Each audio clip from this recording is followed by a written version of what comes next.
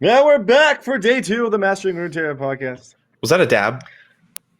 No, I couldn't just tell always because happened to half of you was off camera, so you just looked like I this. didn't know where I was going to fit. Is I he- know. And I saw it I too. had to like okay? use context I don't know. clues. Jason, at our age, that could be a dab or a stroke and equal likelihood. Yeah. What a way to I was kick off thinking the about stream. the other day.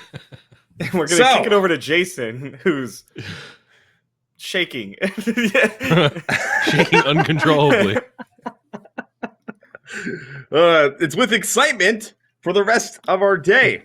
Obviously. So what do we got? What do we got in store for today? Are people playing Runeterra or something? Is that what's Something what's like happening? Anyone I know? think we're here for an LOR tournament. Oh. I think. I hope so. Otherwise, I mean, we could like group watch MSI. That's about our Ooh. other option. I don't know. It's kind of appealing. Kind of I'm- appealing. Probably going to do that after this. Not the group That's a watch, close- but I will be watching it. Oh, okay. Yeah, sure. Yeah. Oh. We don't want to hang out after. You'll be the stream. watching I mean, the event, hey, but we can. specifically not with us. We just like stay on the stream in this panel and like we don't even show the game. Yeah. We're just sitting there like, oh, nice flash. Great flash, yeah. So, Jason, what are we actually doing today? Okay, all right. So it turns out what we're doing is finishing the rest of our $1,000 tournament. So we have 7 rounds of Swiss total. Then we cut to top 8. We played 6 yesterday. That means we have 1 more round of Swiss today before the cut to the top 8. If we could take a look at the standings currently, there are 2 players that are 6-0. Those 2 players are locked for top 8.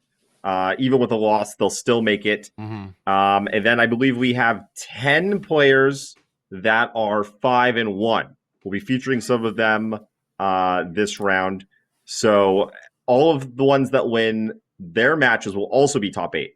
So that's 5 plus 2 is 7. That means you got 1 person that's going to sneak in at 5-2 on tiebreakers. Actually, there are 2 X11s. So Ah, either of those win, they're going to get in over the X2. So, even more spice added to the stew that is this final round of Swiss. So essentially, we just And- have 7 winning ins.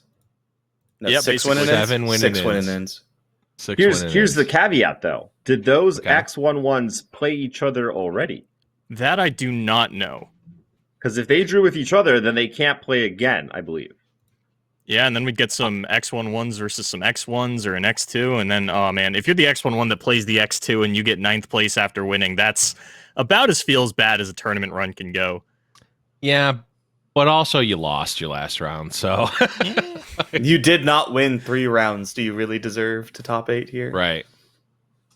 Yeah, I mean, it's tough, but I think so. Boulevard, correct me if I'm wrong here. There is a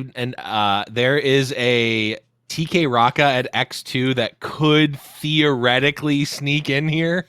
Maybe It's not out of the question. Now, I do want to remind everybody that my 1 TK Rocket in top cut only applies to top 16 or more. So the fact that we are on Okay. a top 8 does mean that TK Rock is allowed to not make it. But what's surprisingly not making it is Aurelia. There's only 1 Aurelia among the top 16 players as it currently stands. That's wild. It's wild not because the deck isn't good, because it clearly is, right? But it's wild to me that it seems like the commonly held position is to try to beat that deck, but it's just not there. Or maybe the decks that are trying to beat it have done such a good job that it's been completely wiped out. But I don't think we've really seen this happen before, right? Like the Boogeyman was TFIS, or the Boogeyman was TLC, or the Boogeyman was, another deck at some point, at a different meta. And it always shows up in some amount. This is one of the first times that I feel like maybe we've either incorrectly identified the Boogeyman, or the Boogeyman has just been completely eradicated from a top cut. I think mostly, didn't mean to cut you off there at the end. I think No, go mostly what's happening here is that the like so-called like staple lineup right now, like before Mhm. on seasonals, we had TLC Thresh Nasus. That was like Mm-hmm. the staple lineup. Right now, Yeah. it's Thresh Nasus Dragons, which may not Mm. crush Aurelia Azir, but it certainly is favored into it. Yeah. And so if you're Yeah. going into a field and you're expecting to see Thresh Nasus Dragons X, right? Aurelia Mhm. Azir might not be the pick, and even if it is, you're going to have Sure. a hard time fighting through all of it. Yeah, it's kind of weird. Well, the Aurelia is guaranteed for top cut. It is one of the 6-0 players that has that in their Okay. lineup. So that one's hard locked. We've got one Aurelia in top cut, but boys, we've only got one Aurelia in top cut. And I know that this is the hotly debated deck on ladder. It's, boasting an enormous play rate, a massive win rate. And then you get to tournaments, and like Bay said, it's just hard countered organically. It's why we didn't see much aggro in the previous meta. Nasus, TLC, Dem Asol was a lineup that just you couldn't play spider aggro into that. What are you talking about? That's a non-starter. You literally can't do that. Yeah. Looks like we're Okay. getting into a game though, guys. So we'll be jumping on in. Ooh, we were a bit into this game. Okay, Floppy Mudkip, TLC. They're on 6 mana. This is a big turn, actually. This is like where Avalanche is really good, except there's a Thresh on the field, which makes Avalanche much less good. But there's Ruination Much mana on less. Mudkip's side. Always scary when your opponent has that 9 when playing TLC. So everyone watching at home, both of these players are 5-1. The winner of this match will make the top 8. The loser will have to go try and make it on tiebreakers. Cross their fingers. Dragging Trundle with Thresh is a good way to get in this extra damage. As you'll see, Floppy goes down to 7 here. But it puts your Thresh vulnerable to Avalanche and Ravine. Just like that.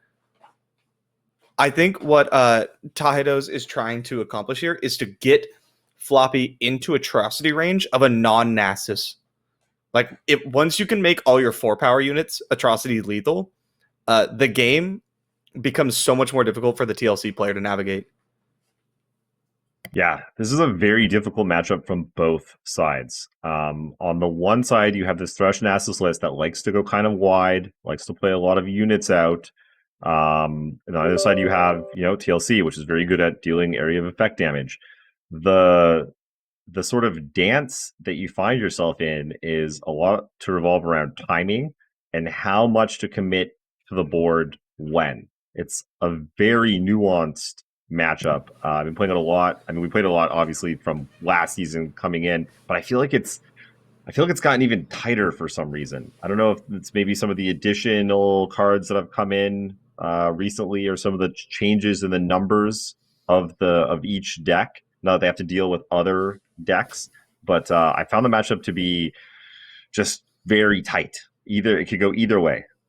Yeah, I think the addition of Merciless Hunter and cutting Blighted helps Thresh Nasus in the matchup, because you have these 3 toughness units that attack hard early, whereas Blighted Caretaker just gets easily dealt with Withering Wail, Avalanche, whatever. Even Vile Feast really destroys it.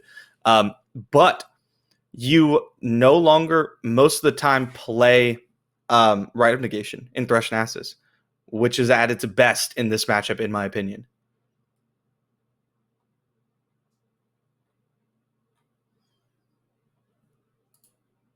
So historically, this matchup has been favored for TLC. They do have the obvious end game that they just need to get to, and they have a bunch of great ways of stopping Thresh Nasus in the area of effect spells, and then also the flash freeze effects to stop Atrocity or Nasus from doing crazy things. But it's very easy to find yourself with just the wrong answers at the wrong time. Yep. I think we've all made the mistake of tapping out or playing a spell when we maybe didn't quite need to, and then just all of a sudden getting caught. And as a Thresh Nasus player, that's kind of what you're trying to do. You're trying to probe your opponent constantly, try to get them to commit to the board, commit using mana, so then you can leap into action, push a bunch of damage like we saw from Todd that one turn when they pulled the Trundle, pushed for a big amount of damage there. So I'm looking at Taito's list. I'm seeing 2 copies of Rite of Calling and 1 copy of Rite of Negation. Yeah, that Rite of Negation could be very big. Yeah, finding that one, that's another thing that's changed, just like you're talking about Merciless Hunter being very good, but the Rite of Negations used to be 2 was kind of the staple Now most lists have gone down to 1. Very important in this matchup, stopping things like Ruination or Vengeance.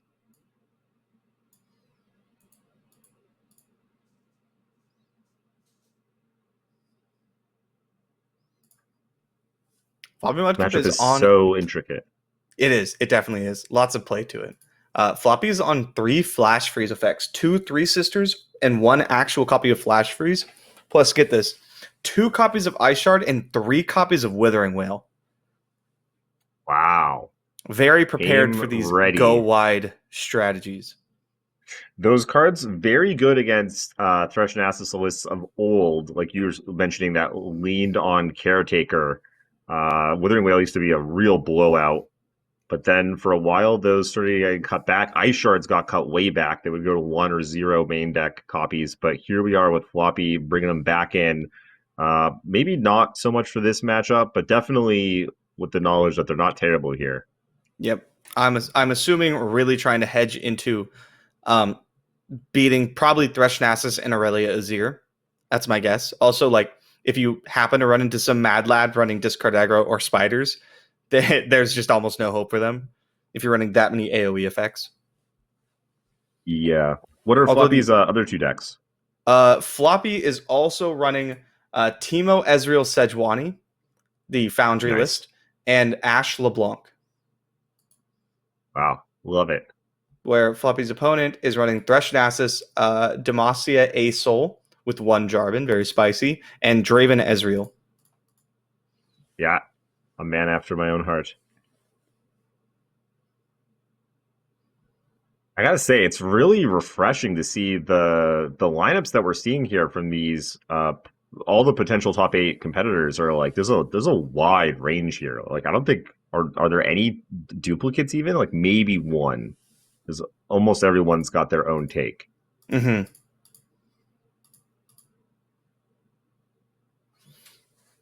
Which is not really what I expected coming in. I thought we were going to see some domination here from the ASOL decks, the TLC decks, and the Thresh Nasus decks. But it seems to be, what combination to put those in. Well, everyone has their own take on it. Can we survive this Watcher attack? Ice Shard kills Spirit Leech. You drag Thresh with Pillar. If you Ice Shard, though, we get a chance to bonk. Well, you can't bonk because then you die to Watcher. Oh, that's right. Yeah, I think this is just it. Yeah, because we can't play another blocker out, especially that second Watcher now coming down. Like we're saying, though, just look at this board. Like Floppy basically has the win here, but it's still like super intricate. There's still I mean, it would have been a little bit more intricate if Atrocity was 6 mana still. Woo! Would it?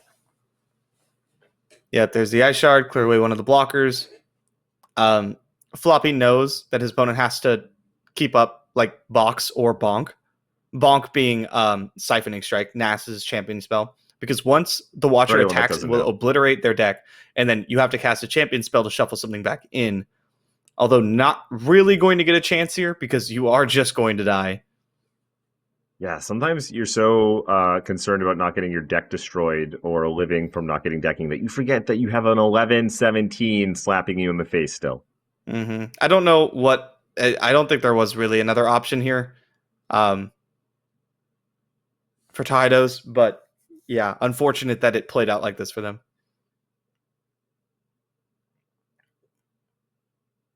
All right, game 1's going to go to Floppy Mudkip. 1 step closer to making top 8. Yep, that's TLC out of the lineup, and I have to say, looking at Tahido's lineup, they're probably not that upset. The lineup is Thresh Nasus, Demacia A Soul, and Draven Ezreal, all of which lose to TLC. Yeah. Man, I'm a little surprised. I'm interested to see the final numbers of who brought what the most popular decks were. Mm-hmm. Like when we looked at the expected meta, I was just like, TLC is good into like all of this. Like you just ban the Azir deck, and you just if it even shows up, else. Right? There's 1 copy. Yeah. I mean, I'm sure there was a lot more in the tournament, but yeah. TLC, we were talking about it on day one. We expected TLC to do well in this tournament meta, and it's showing that it still has legs. Deck wasn't even touched by the nerfs.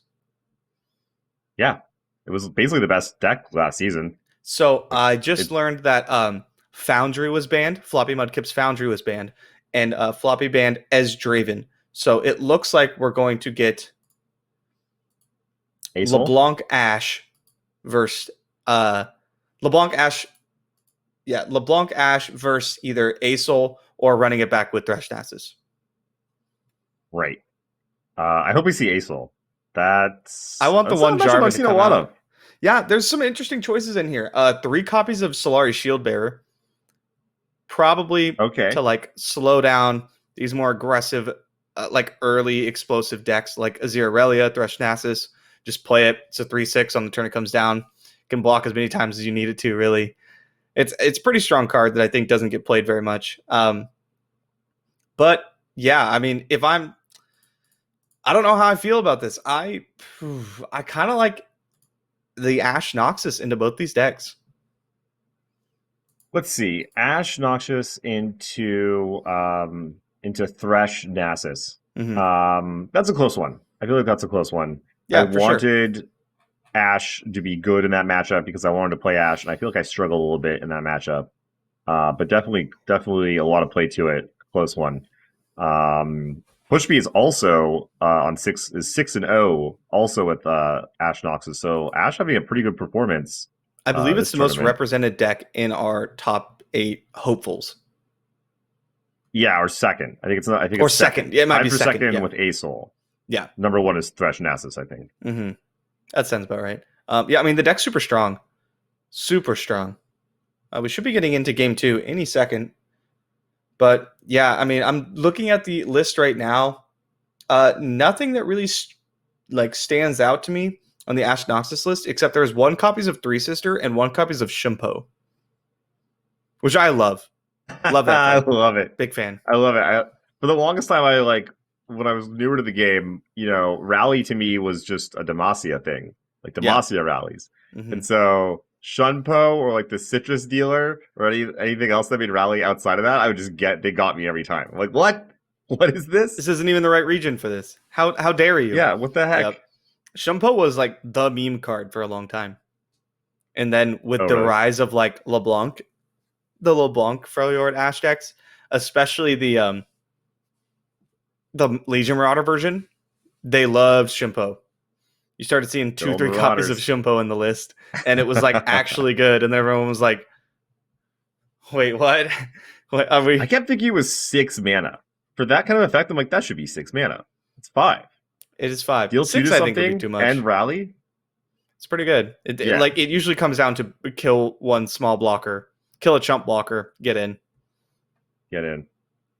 Which is very good when you have things like Ash that have on-attack triggers. Marauders. Very good with Marauders. Yeah, I love the card. I keep telling myself I need to put in more time with the deck, and then I just never do it.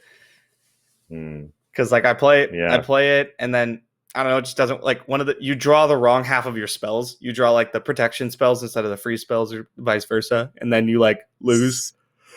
Speaking of that, there's another deck along the very lines. Zarubin Pile at 1 a.m. last night. I'm like, I'll just get in a quick game before I pass out on my phone. And I was like, Ruben Zoo. I'm like, dislike. Yeah, you know what's funny is I was playing boxed up. Yeah, I was playing about that time too for a YouTube video, and I ran into Ruben Zoo twice in a row, and he beat me both times. Yeah, we need to learn that deck. It's good, but I don't ever win with it.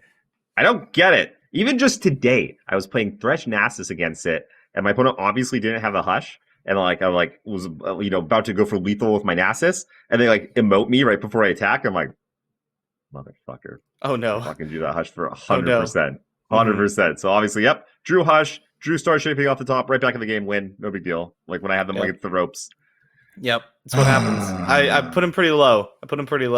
And then I'm sitting there with 2 Battle Furies in my hand and elusive units, and I'm like, I know this man's just sitting on Hushes. What are you gonna do? The combination of cheap, efficient removal from PNZ plus Hush, and then the life gain from Targon is so powerful. But when the Yeah. PNZ removal doesn't line up, then the deck struggles. Okay. Okay. Demacia Asol. I saw Jarvan get mullet, or no, that was on the champ thing. Demacia Asol versus Ash Noxus. Nice. This is the matchup I wanted to see.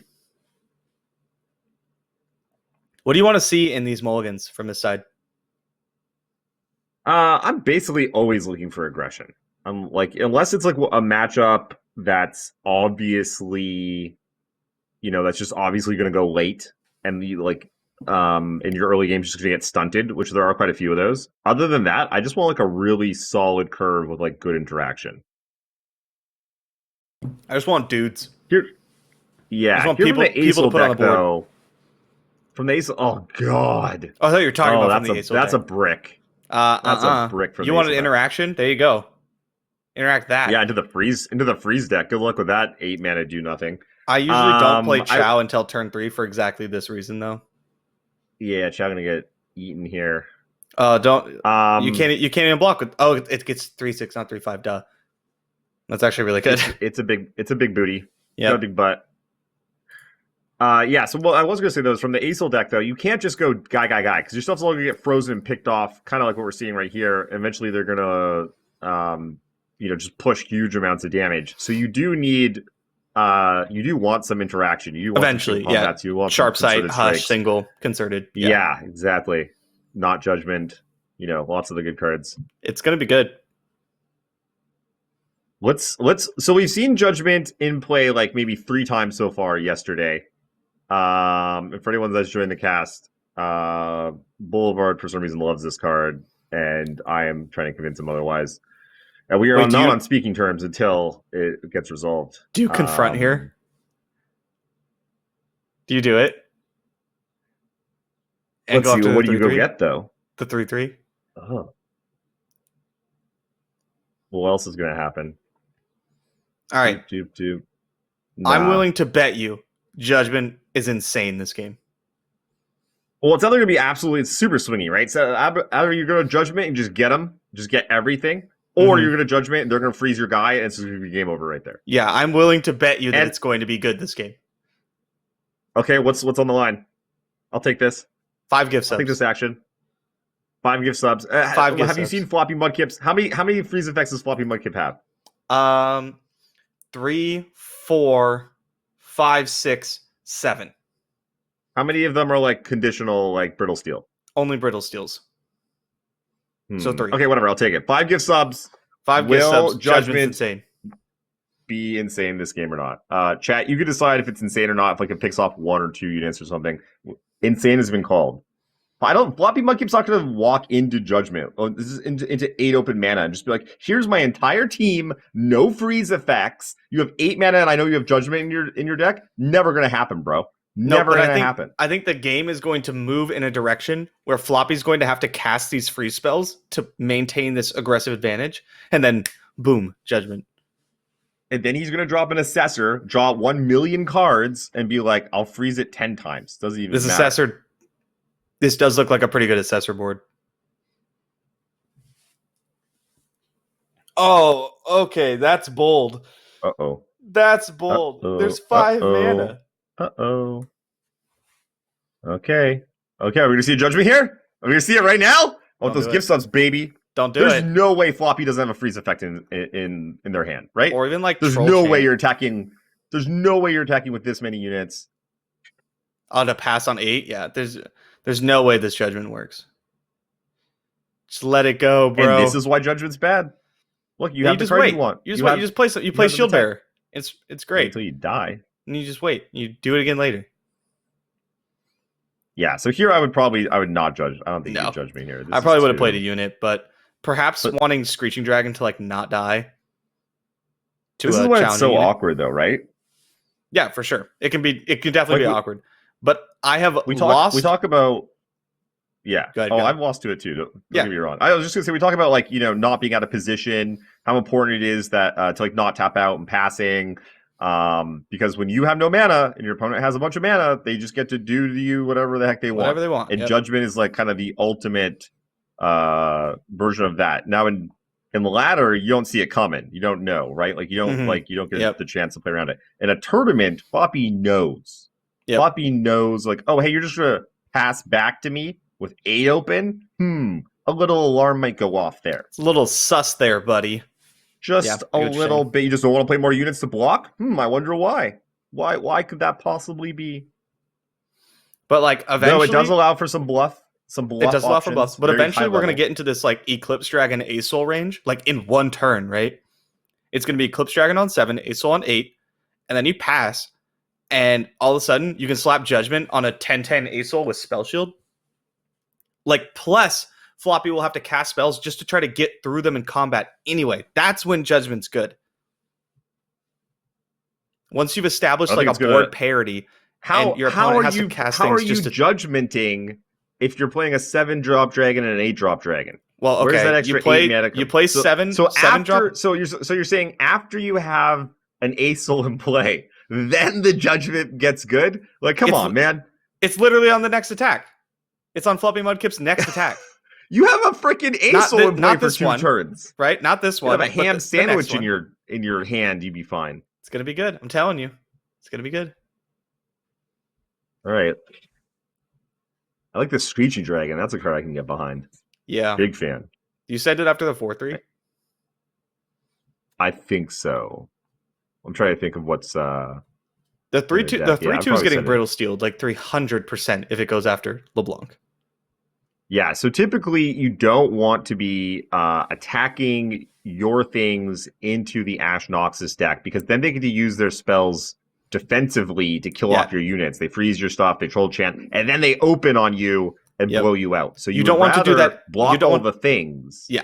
You don't want to do that if they trade. If they kill it without dying, like Screeching Dragon, then that's exactly what you want to do. Just like this LeBlanc one is, I guess it's okay because she has quick attack, so you're not really threatening any either trump blocking anyway. Yeah, but then, this then Troll you're not Chant's gonna taking suck. damage. Yep, there it is. Then you're not taking damage. Troll Chant's good. Confirmed. So yeah, so this is the thing. If you block like this in a Troll Chant, you're not getting hit in the face. Whereas now they have 4 units, you have 2 units, you're getting hit in the face no matter what. You also just Unless gave that them Judgment another comes down. Trifarian Assessor. Oh no, it doesn't have 5 power. My mistake. Oh yes, with the copy. Yeah. Oh man, Assessor's insane when it gets pumped up. Yeah. All right, the Glory Seeker. That is the 3rd Glory Seeker. I think are we gonna go? Is this a 2-drop into a Judgment, or are we going 2-drop into the Judgment, or you're going for the Eclipse Dragon. or you're going for It's one of the two. Dragon? I think you just die.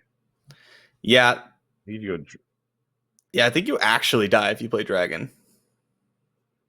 Right? Like, Man, imagine if that Judgment was a card that was actually useful. That cost not 1 million mana. it's a good card. That would be very helpful. It's a good Very card. helpful right now. It's a good card.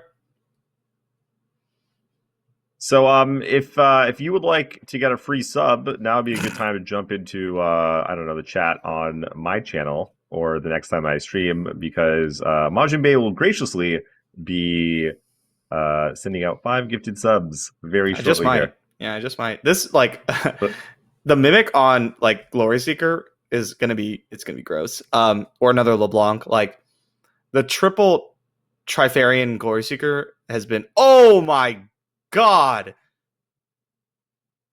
That's a card. That card does not suck.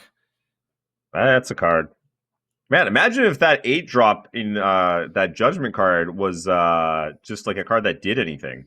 That would be very helpful in this spot. So the Shyvana champ spell will turn back into a Shyvana, so we can at least have something to play. Not just and then die. Yeah. Oh, but that's 11. That's 11 Yep. coming in. Not your Stone Dead. Yeah. 5 gifted subs. Thank you, Bay. My chat appreciates you and your donation. Whew, Judgment. Yeah. Well done.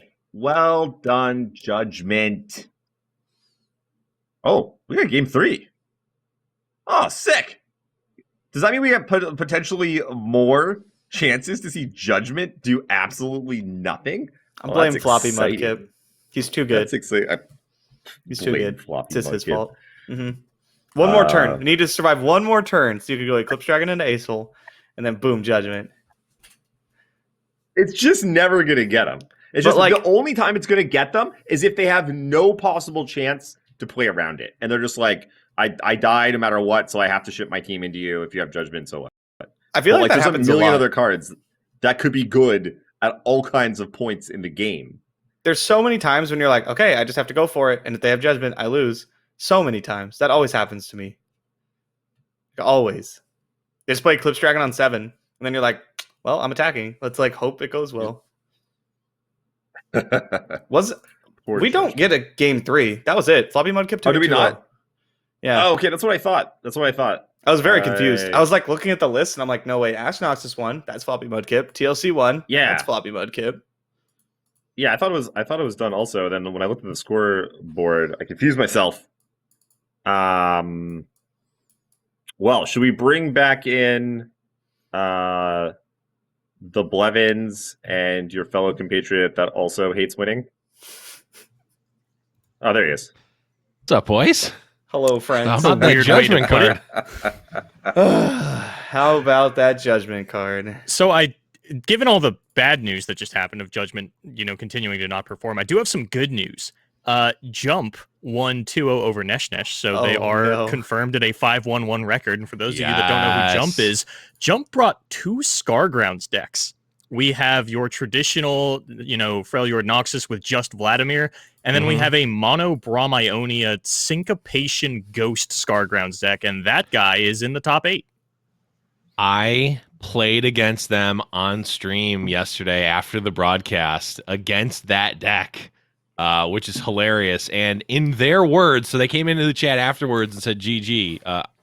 I won, by the way. But they came into the chat afterwards and said GG. And in their words said, yeah, was playing a janky homebrew deck. So, like, hey, you don't have to run the meta, top of the meta. You don't have to run what every single master player is running or telling you to run. You can bring a lineup that has, your own janky homebrew deck sometimes. And if you play it well enough and if you can catch people off guard, it doesn't have to be tier 1. It can be, as long as it has a cohesive strategy, you can still win. I mean, is it still a janky deck if it's winning? Yes. That's yeah. Okay. 1,000. Jank doesn't mean it loses 1,000% of the time. Well, I don't know. Okay, people called Mind Meld jank for quite a while. And then it became not jank. On saying Judgment's good despite it constantly losing. So I mean, like, why wouldn't the reverse be true also? You're stuck in the past, Jason. We moved on from Judgment. We're talking about this Scarground stuff now. Oh, convenient. Maybe we gotta catch up with the times. By the way, Jason, I'm adding a little incentive into the pot.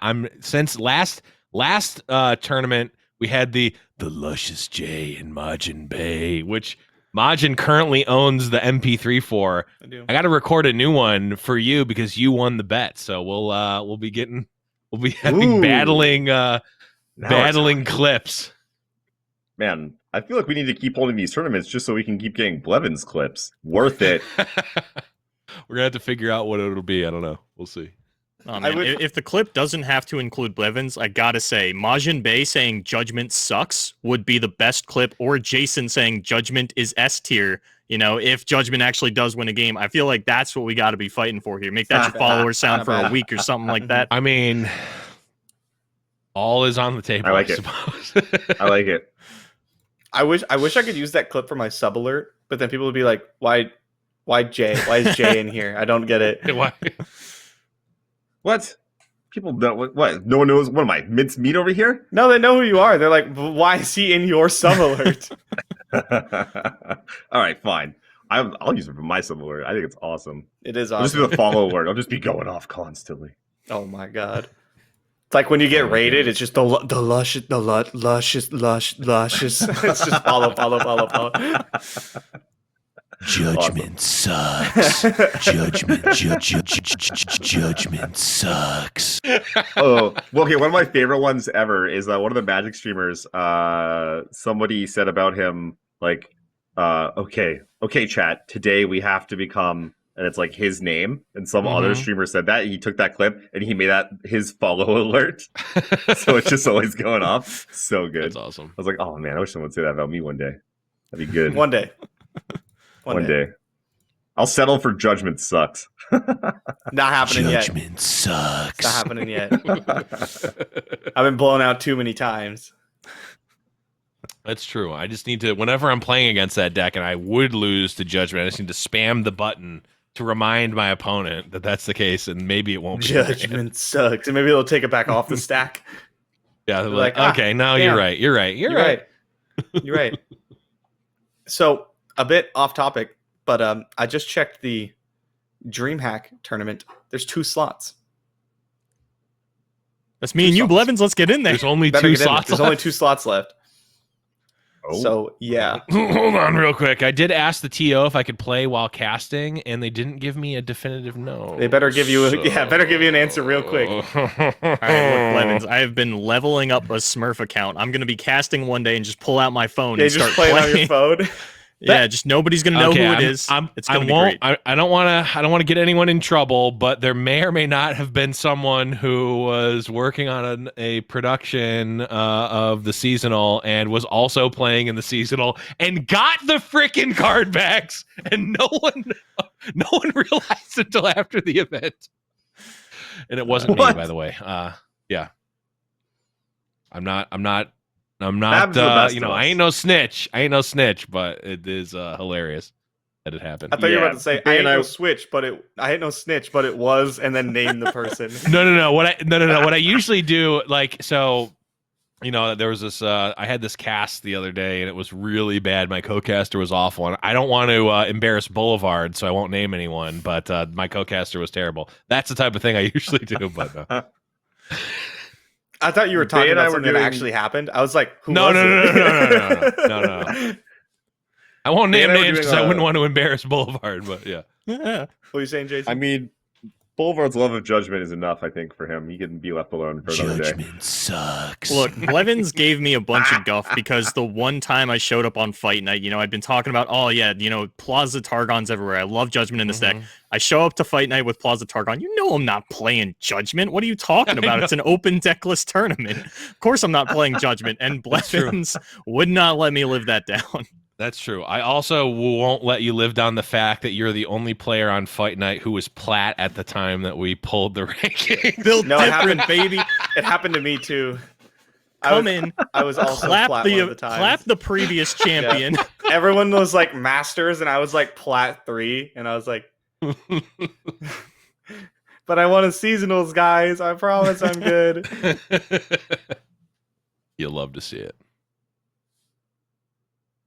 Yeah, I didn't win a seasonal. I think people just wanted to watch me play Runeterra one time. They saw it happen, and they were like, okay, yeah, that was enough of that. We've seen what we needed to see. He knows we saw him how to play beam. the cards. That's true. Did you hit a sick tri-beam? Beams. Yeah, I got a sick 7/7 for 4 mana. Oh, the Croc. Oh, God. Yeah. The Croc is the only reason to cast it for 4. Good And you're times. just not hitting it enough. But when it does happen, it feels real good. I'm a fan. Kinku light. Well, no. What's The the Lifeblade? 2/2 elusive? Yeah, Lifeblade. Mhm. It's not Can be horrible. good depending on the matchup. Not horrible. A glorified Sparkle Fly Yep. for 4 mana. It sucks when your opponent tri-beams and just like hits the elusive they need to block your elusive, and you're like, Yep. I had it wasn't Tri-Beam, it was the card that is created from the clock hand. I don't remember what that's called. The summon, yeah. The card that either the advance your winds landmark down, or make a landmark one. yeah. Mhm. Well, I was playing Zerarelia, and I was about to win on the next attack, and they cast that. They cast the first one to make their 8/8, which I bounced, and I was going to win on open attack. They cast the second one, and they created a Blighted Ravine. Yeah, I did not win. That was an instant concede. That's pretty brutal. Yikes. Yeah. Because I'm pretty sure you don't choose, right? I'm pretty sure that it just picks a random one and think puts it's a random it in one. play. Yeah, I'm pretty sure it's not even like predict or it's not even like invoke. It just picks a random one and you get it. So I just got completely ranched by that. I'm like, Yep. When that guess card I'm not winning this. when that card got revealed, the clock hand, because its art is like Mhm. he has like the hand like up here or something. Mhm. I immediately thought, oh, I'm gonna make a stupid edit called the Glock hand, and I'm gonna edit a Glock into it. So I logged on to Twitter. This was like 15 minutes after it got revealed. Logged on to Twitter. There was already one there. Someone had already beaten me to making the Glock hand. Wow. Yeah, that's why you gotta be frame one on Not these things. quick enough. You've got to know the cards in advance, and then you got to have them ready. And then the second embargo goes up, tweet it Boom. out. Well, the Boom. EU folks, they have an advantage because I have to wake up. They're already there. They're That's ready. true. They've been awake for hours. But me, I gotta That like is wake true. up, wipe the sleep from my eyes. Oh, check that's it. I right. hate We to talked interrupt about this you. yesterday. Okay. But we have a top 8.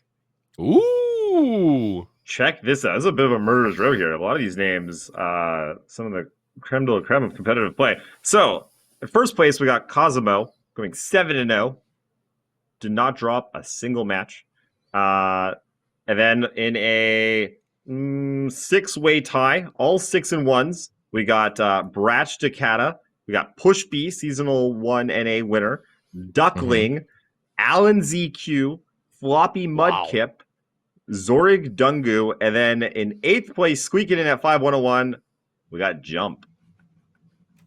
Wow. You It's an love to see it. exciting top This 8. is a stacked top 8. So Jump is playing double Scargrounds, and he just hit the one Aurelia Azir player in Top Cut. Ooh.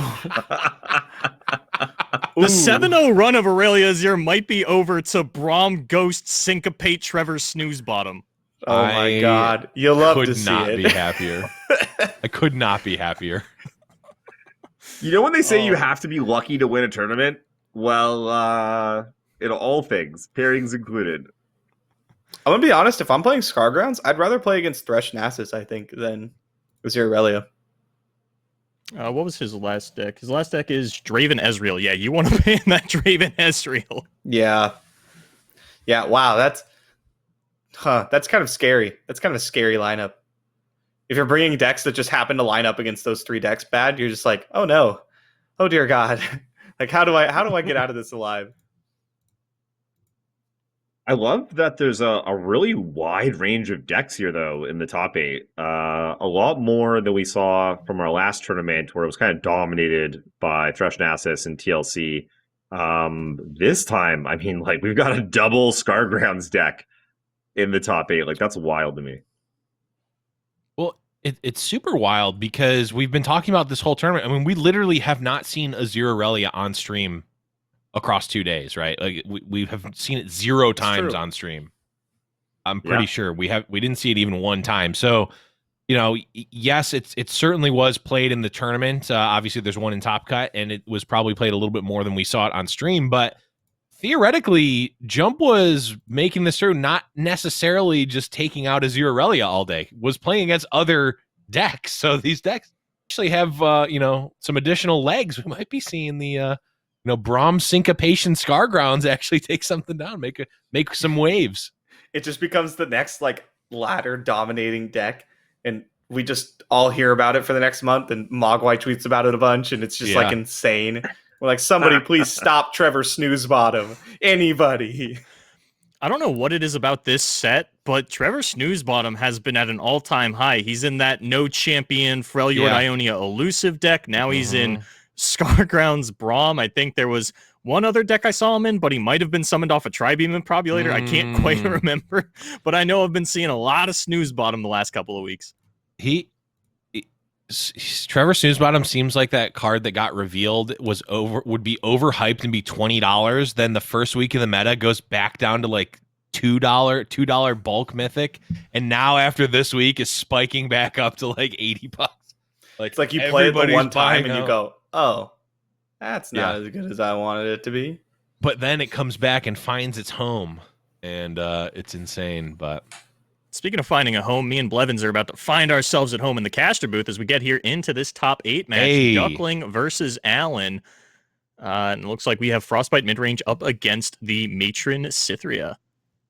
Yeah, this is I know Frostbite midrange was the second most represented. I don't remember, was Matron Cythria in that like 6-way tie or the 3-way tie for second place, or maybe it was lower down. But It's a little bit lower down. It is tied with Draven Ezreal though, for what it's worth. But Wow. that wasn't the top 8 stats. That was the top 14 at the time. I don't Sure. have the top 8 stats just yet. But yeah, there were 3 Cythria among the top 14 players at the time. So the deck's not doing bad for itself. And it, 6-1 push P did bring it. Unfortunately, lost the last round. Might have had a 7-0 big Cythria, but right. I wouldn't be surprised to see all 3 of these in the top 8.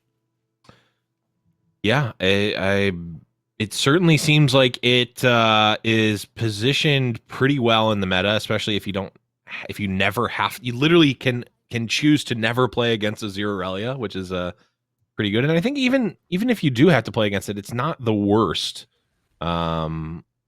It's not necessarily the worst matchup. You do have a lot of early game options to potentially contest with that, and the combo is still the combo. So. It's definitely one of those matchups where I feels like it comes down to whether or not the Azir Aurelia player drew Homecoming. And I feel like there's a lot of matchups that actually come down to that with that deck, where it's just, Mono Fiora being one of the bigger ones, as that continues to pop up as an anti-meta choice for whatever degenerate deck is running ladder at the time. It happened with TF Fizz. It's happening again with Aurelia Azir. And this is the mobilized version out of Duckling. Ooh. It looks like, I think a lot of the, I'd have to check again, but it's very possible that every player in the top 8 with Matron Cythria is on the mobilize. Okay. Hey, I like it. When we talked about it yesterday, potentially refining at least some of the choices in the deck. I mean, you already see there's, the Tiana Crown Guard not in every single list. I can definitely see why we would want, why we might want it though, as it does a very similar. It's similarly powerful off of the Matron. My only thing about this deck is I'm still waiting for a good name for it. I feel like we don't have one. I kind of like Big Sith, but I don't love it. Yeah, the problem is that everyone called the 6-mana Cythria Big Sith forever. So there's a little bit what am I supposed to call her? Bigger Cythria? Mama Cythria. I don't know. It all sounds dumb. It all sounds. She doesn't feel like a mom figure to me. Right. But I actually did check real quick. So 2nd, 3rd, and 4th are all playing Matron Cythria. Okay. And I know for a fact Bratchkata and Duckling are both on the sort of newer version that we saw break out this weekend with the triple Glimpse Beyond, with the Spirit Leech and the Wings and the Wave, going harder on the draw power and taking out things like the Dragon Chow and Shyvana. I know it's championless here for Duckling. I can't remember if Kata was championless or if he had the Garen in there. We're still figuring it out, but it looks like the draw power version is where we want to be. Yeah, Push P is on the Garen version, I believe, and I guess I should probably use the correct pronunciation of their name. But I don't have a soundboard for that one.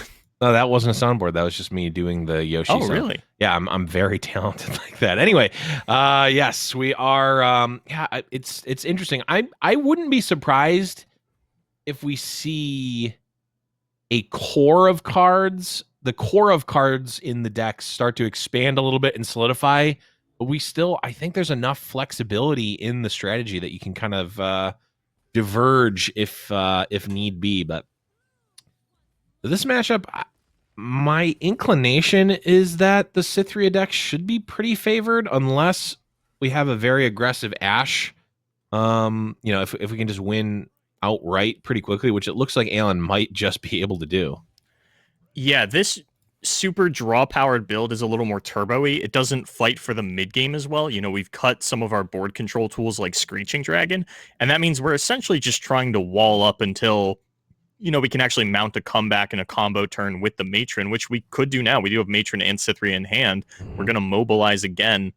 Wow. Maybe get down the real Matron instead of the ephemeral one, as that one was Oblivious Islandered. Right. And then we can Tiana Crown Guard next turn. But yeah, I mean, once you get everything out of Reckoning range, or at least enough things out of Reckoning range, that's probably how you're going to win the game. But I do feel like you're pretty susceptible to this Ashe win con. A little bit surprised that we're going with the fake ones first. I think this is to make room for real Matron into Tiana on the following turn. That makes sense. But I also thought we would be sacrificing some of our smaller units, like our Oblivious Islander and our Spiderling. But I know Jason was talking a lot last match, about not wanting to play into the frostbite spells on attack. You want to play into them on Mhm. defense, let your opponent attack into you, because once Duckling survives the turn or the open attack from Alan, he's got a really powerful crackback. True. Yeah, the Tiana crackback into potentially a real Cythria is certainly going to be devastating. And here, I mean, this attack is also going to be pretty strong too. There's the one actual frostbite, and then brittle steel can potentially save something else. I don't know that I want my LeBlanc killer to be a brittle stealable unit.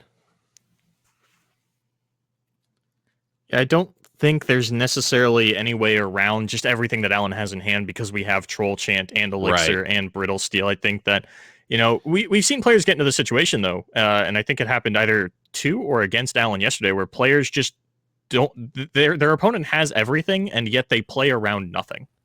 Right. Yeah, and there's only so much that can really be done on this turn. I think I would just probably switch the Protege and Islander, I think, is the only swap I would make, but Yeah, that sounds about right. it looks like that might not matter anyway. Okay. No, and with this Ash leveling, we might actually have lethal on the following turn. We're going to be able to Crystal Arrow immediately, get these low HP units out of the way, and then once Duckling throws down the two other units, we can actually mirror image our Ash and have two Ashes coming in with two Frostbites. Yeah, that's pretty strong.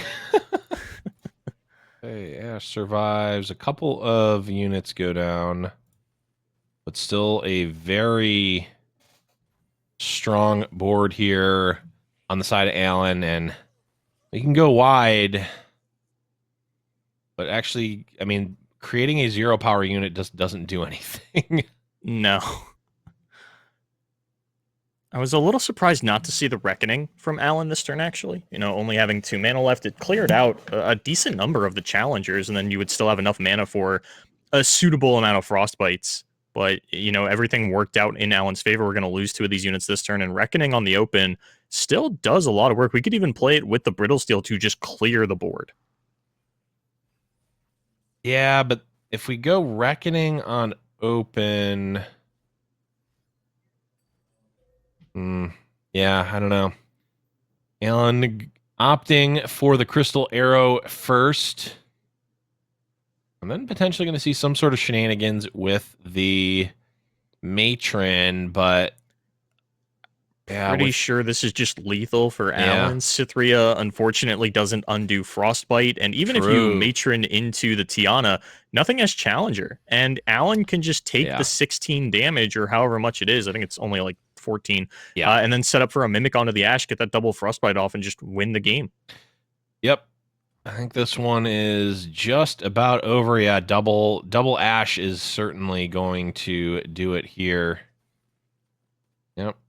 And you can double the health of a bunch of units, but 0 times 2 is in fact 0, unfortunately. And I guess this is actually a little more awkward than I gave it credit for, just because if Alan does anything here, Duckling can challenge all 4 units with his 0 attack units and just push through 22 damage. That is true. Okay. Alan just doesn't have any real Frostbite left. Wait, have we mistaken? Did we call the ambulance for the wrong person, Boulevard? We might have. I mean, Reckoning does guarantee that you live through the turn, but I don't think you're killing Duckling if you Reckoning here. Reckoning, yeah, it kills the units, and then for a fact that there's at minimum a real Cythria left in hand. I think you have to Reckoning here. You only have 1 Troll Chant, which means that you die at exactly 20 instead of 22. Mm-hmm. Putting out another blocker doesn't do anything. Yikes. Yeah, call the ambulance, but not for Duckling. And Alan instead going to go for the attack. This is going to freeze the matron, so this makes sense. Not going to push lethal though. We'll sacrifice an Ash. If you're not pushing lethal this turn, you're in a bit of an awkward spot. We're still going to get the cleanup with Reckoning, so maybe it's not as bad as I made it out to be. You are going to lose your Ash, which, kind of sucks, but if you're clearing your opponent's board, it doesn't really matter. And as we can see, Duckling's hand is pretty heavy. We're not going to be able to set up another one big board with a matron into Cythria play. Usually you do that one time and the game is supposed to be over. Right. Yep. Yeah. When the opponent can deal with like multiple Cythrias coming out, then the deck really starts to look rather lackluster. For sure. But yeah, this is going to be a clear. Okay, so Alan sees the line. Ambulance sent back for both players, at least for the time being. And now the onus is back on Duckling to put forth a strong attack here. We're 1 mana off of Protege plus Cythria, which is unfortunate. Can we... Oh, actually, hold on. We'd have 8, and there would be 7 plus 1. Okay, Mobilize plus Protege plus Cythria is exactly enough. Yeah. Unfortunately, I don't know how much work it's gonna do.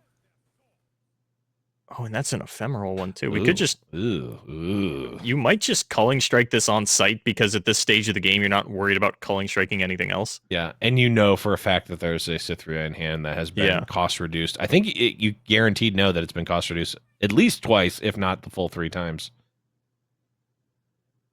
It's not often that I get to see a real Cythria come down, and to see her come down with nothing else on board is a little heartbreaking. But yeah, the lack of interaction out of Duckling's deck list, it's just single combats in there. I do believe does mean Alan is finally going to pick this one up. It feels like we called the ambulance and they were still fighting. The paramedics arrived and they're like, I don't know which one of these is supposed to be injured here. Yeah, someone just know someone's going to be injured. We're not quite sure who it is. If you just stick around, I think you'll have work to do.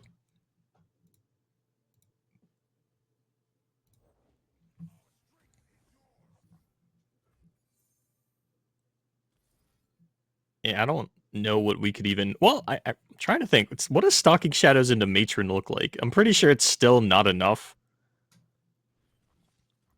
Stalking Shadows into Fading Icon, though. I think also definitely not enough. No. Not when every unit is a lethal threat at this point. But I do think this means that Alan just has to attack here and say, I really don't want to develop one more unit because then you actually just have enough blockers. And I don't really want to play that kind of game. Mm-hmm. Yeah, and I don't know what sort of fast speed interaction Duckling has, but it's not going to be enough. Alan taking it down there. And there was, that 1 or 2 turn period where it was actually kind of back and forth depending on the lines that the players took. And there certainly were a number of different options for Alan. If Alan wanted to Reckoning on that turn instead of attacking, there's some pros and cons there because he had to throw away his Ash, but ends up finding the victory there either way. Goes up a game here in our top 8. Yeah, we're in a very Demacia heavy meta. And that means that the countermeasures are usually going to be more Freljord focused. And in fact, I believe we actually have a number of triple Freljord lineups in the top 8, players bringing something like TLC, Frostbite Foundry, and Frostbite Midrange, all doing very well for themselves. And we saw it there, just another very honest Demacia combo deck, a little untypical of what we see out of these kinds of decks, but just unable to fight through having their board constantly frozen. Yeah, well, Demacians, they're a summer people. They're not used to the cold. They're not quite ready to be frostbitten. They just want to. They're nice and strong in the sun, but once you get a little cold, they do not survive. I know that all too well, living in Buffalo, New York.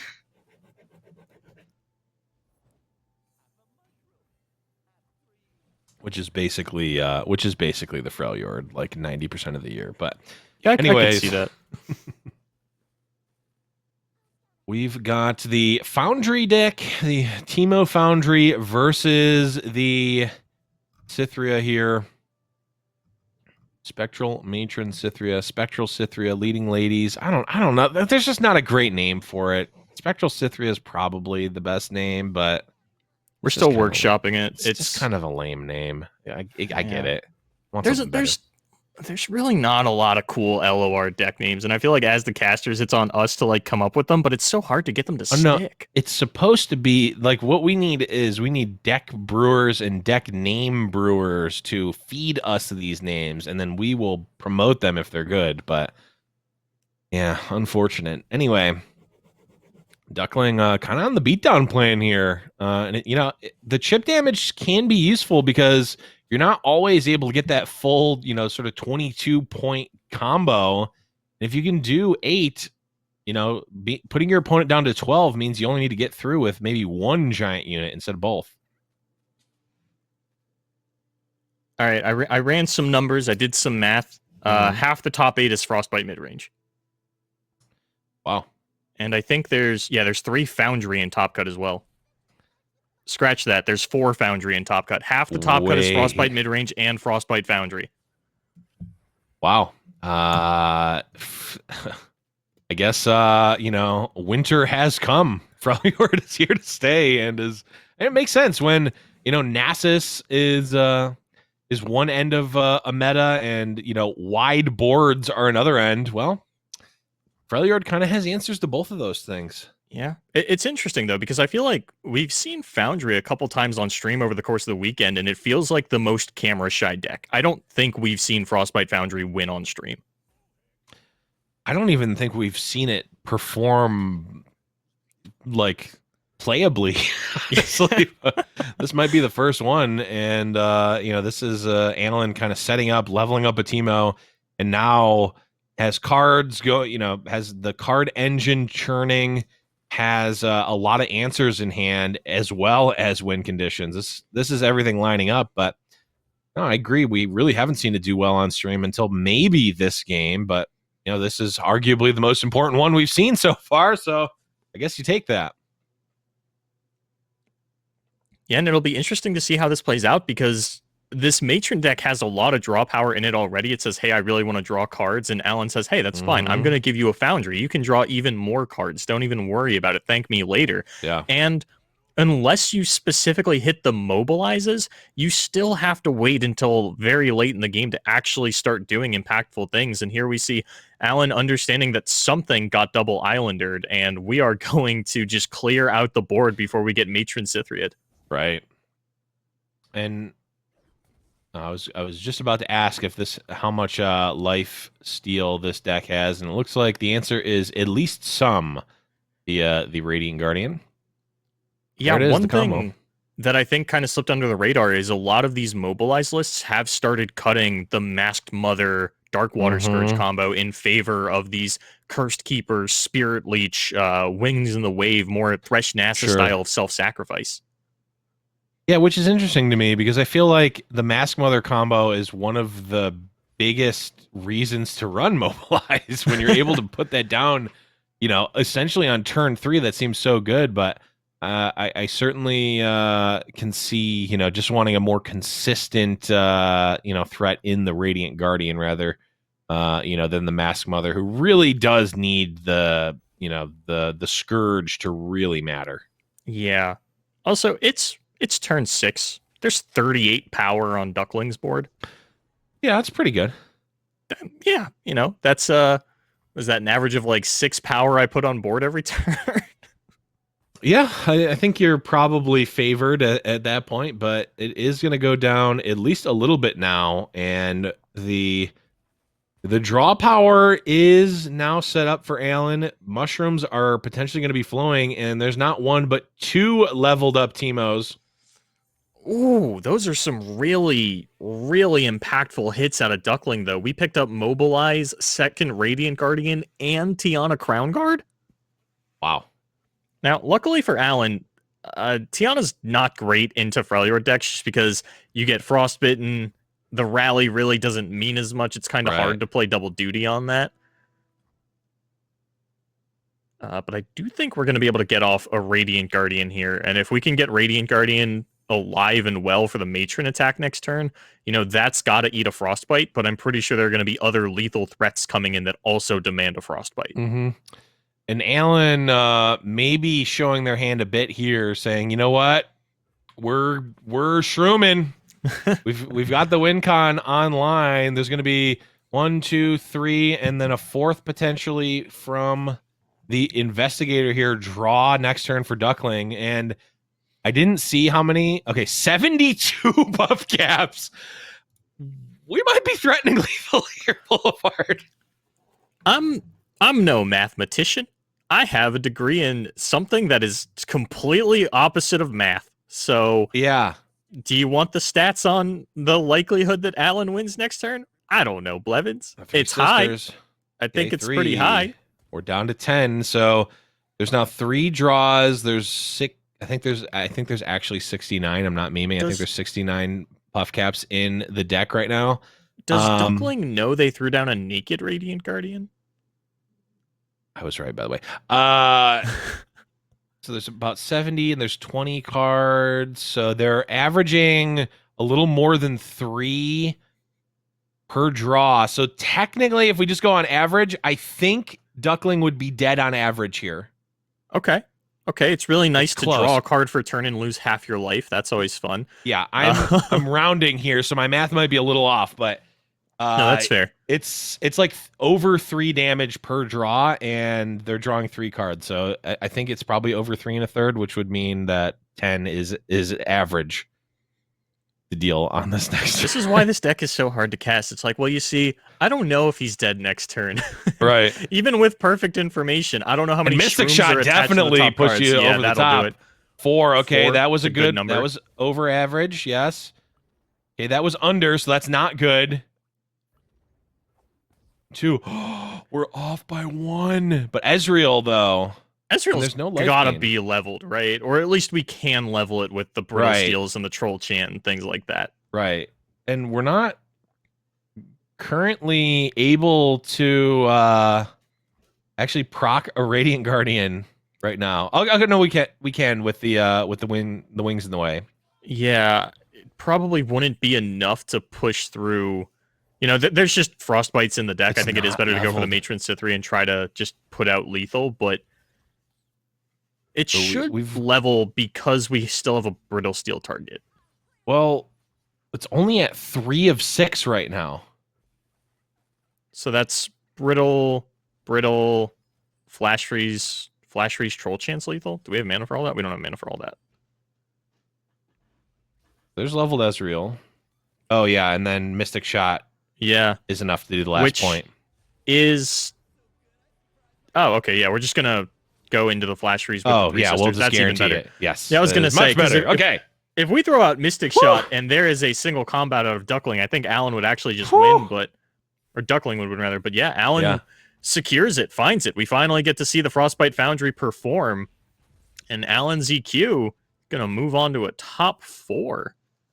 Yeah, absolutely. And Alan, obviously, I think the last really big tournament they played in was EU Masters. I'm not even sure if he played in the season. I don't recall.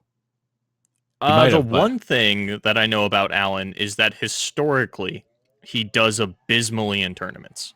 Sure. That is his moniker. Is like, if you're looking for one guy where you're like, this is my icon, he's one of the best players in the world, but also he always O2 drops, that was Alan for the longest time. Sure. But I mean, very, very good player overall. And now, hey, maybe this is the beginning of the, the tournament birth. Absolutely. That would be, and I mean, I'm clearly biased as we're both decked out here in TL gear. So yeah, I don't know if my logo makes it on. There it is. There's the horse. We're decked out in TL gear, and I mentioned it last time, but Alan is my longest LOR sub, so I'm a little bit biased, but certainly nice to see them perform well in this tournament, and at the very least make a top 4. And I think we're going to be able to go to a backup game, which I believe is Jump versus Cosmo. Oh, no! But it's not the... Jump comes in on the Thresh Nasus. We low-rolled. We low-rolled Boulevard. We low-rolled We gave hard. too much power to Alan. We didn't save any for ourselves. This. You know what? I can see Bay and Jay just laughing, just cackling. We'll give them one semi good match, but then it's a Thresh Nasus mirror right back for them. That's how they talk, by the way. But yeah, we're in a just a banger of a scenario right now that is very hard to evaluate, other than the fact that there is a 14 power leveled up Nasus on Cosimo's side and an atrocity in hand, but there's a 10 power non-leveled up Nasus and a leveled up Thresh, which may or may not have pulled a Nasus already. Yeah, it's kind of hard to say, and Jump actually isn't even playing their own Nasus. If I saw correctly, their Nasus is at a 10-10, which is Right. really awkward because that means it's actually at a 9-10, so we can't Right. pull Cosimo's Nasus with our Thresh, push ours through, get it up to 11, and just Atrocity Right. for lethal on the next turn. Also, I think that Siphoning Strike in Cosmo's hand really solidifies their victory here. Yeah, certainly not looking the best right now. You know, when I tweeted about Jump, you know, like, if you're looking for someone to root for, check out Jump. I actually deleted their Thresh Nasus deck from the pictures that I was posting. I'm like, no one wants to see that. I'm just going to post the 2 Scar Grounds lists. Yeah. And of course, our first game we see them. Yeah, I was like, no one needs to know what this third deck is. I'll just keep it a secret. But Jump bears it all out here. And, you know, if Jump gets 2-0'd on Thresh Nasus, they are going to very quickly become my least favorite player in LOR. Yeah, from from hero to zero in one quick step. So actually go for a Thresh pull onto a Nasus that is just gonna get blocked by a Nasus. Right. It's not even gonna level because that's not really how this works. It's not gonna trade. Right, it doesn't level. That's if it right. dies. Yeah. Yes, I for some reason I was thinking that it was going to level up and get the additional +1 because the eye was looking at the Nasus power before blocks came in. That's where my confusion happened. And I wonder if that was the same thing for Jump or if that was just a necessary attack that needed to happen. Probably. And now our Nasus is going to come down. If we can get Cosimo's Nasus off board, then we have Atrocity lethal with our Nasus. And I think that's what we were setting up for because now Cosimo's Nasus is very low on HP. We can just block that. There are a couple problems with that, though. Number one, your only fearsome blocker is your Nasus, and Cosimo still has Thresh. Number two, that Siphoning Strike sitting in hand. Overall, I can't see Jump getting out of this one, especially as the Siphoning Strike comes down. Cosimo's Nasus is just 2 away from one-shotting with Atrocity. Yeah, it's not looking great here. This is, I think, going to be a pretty easy bonk. Pretty easy bonk coming through here from Nasus to Nasus. And from Jump to Dust here, that's going to probably be it. I mean, this open attack is just going to be pretty close to lethal, if not lethal itself. Yeah, I think it actually is lethal because one of Jump's units can't block. And we have Thresh to pull out the one fearsome blocker. Yes. This Nasus is going to connect with Face as well as a few other units. I don't think there's any top deck, and that's certainly not it. No, it is not. So the hero Jump playing their non-hero deck is going to go down 0-1 here to Cosimo, one of our undefeated players.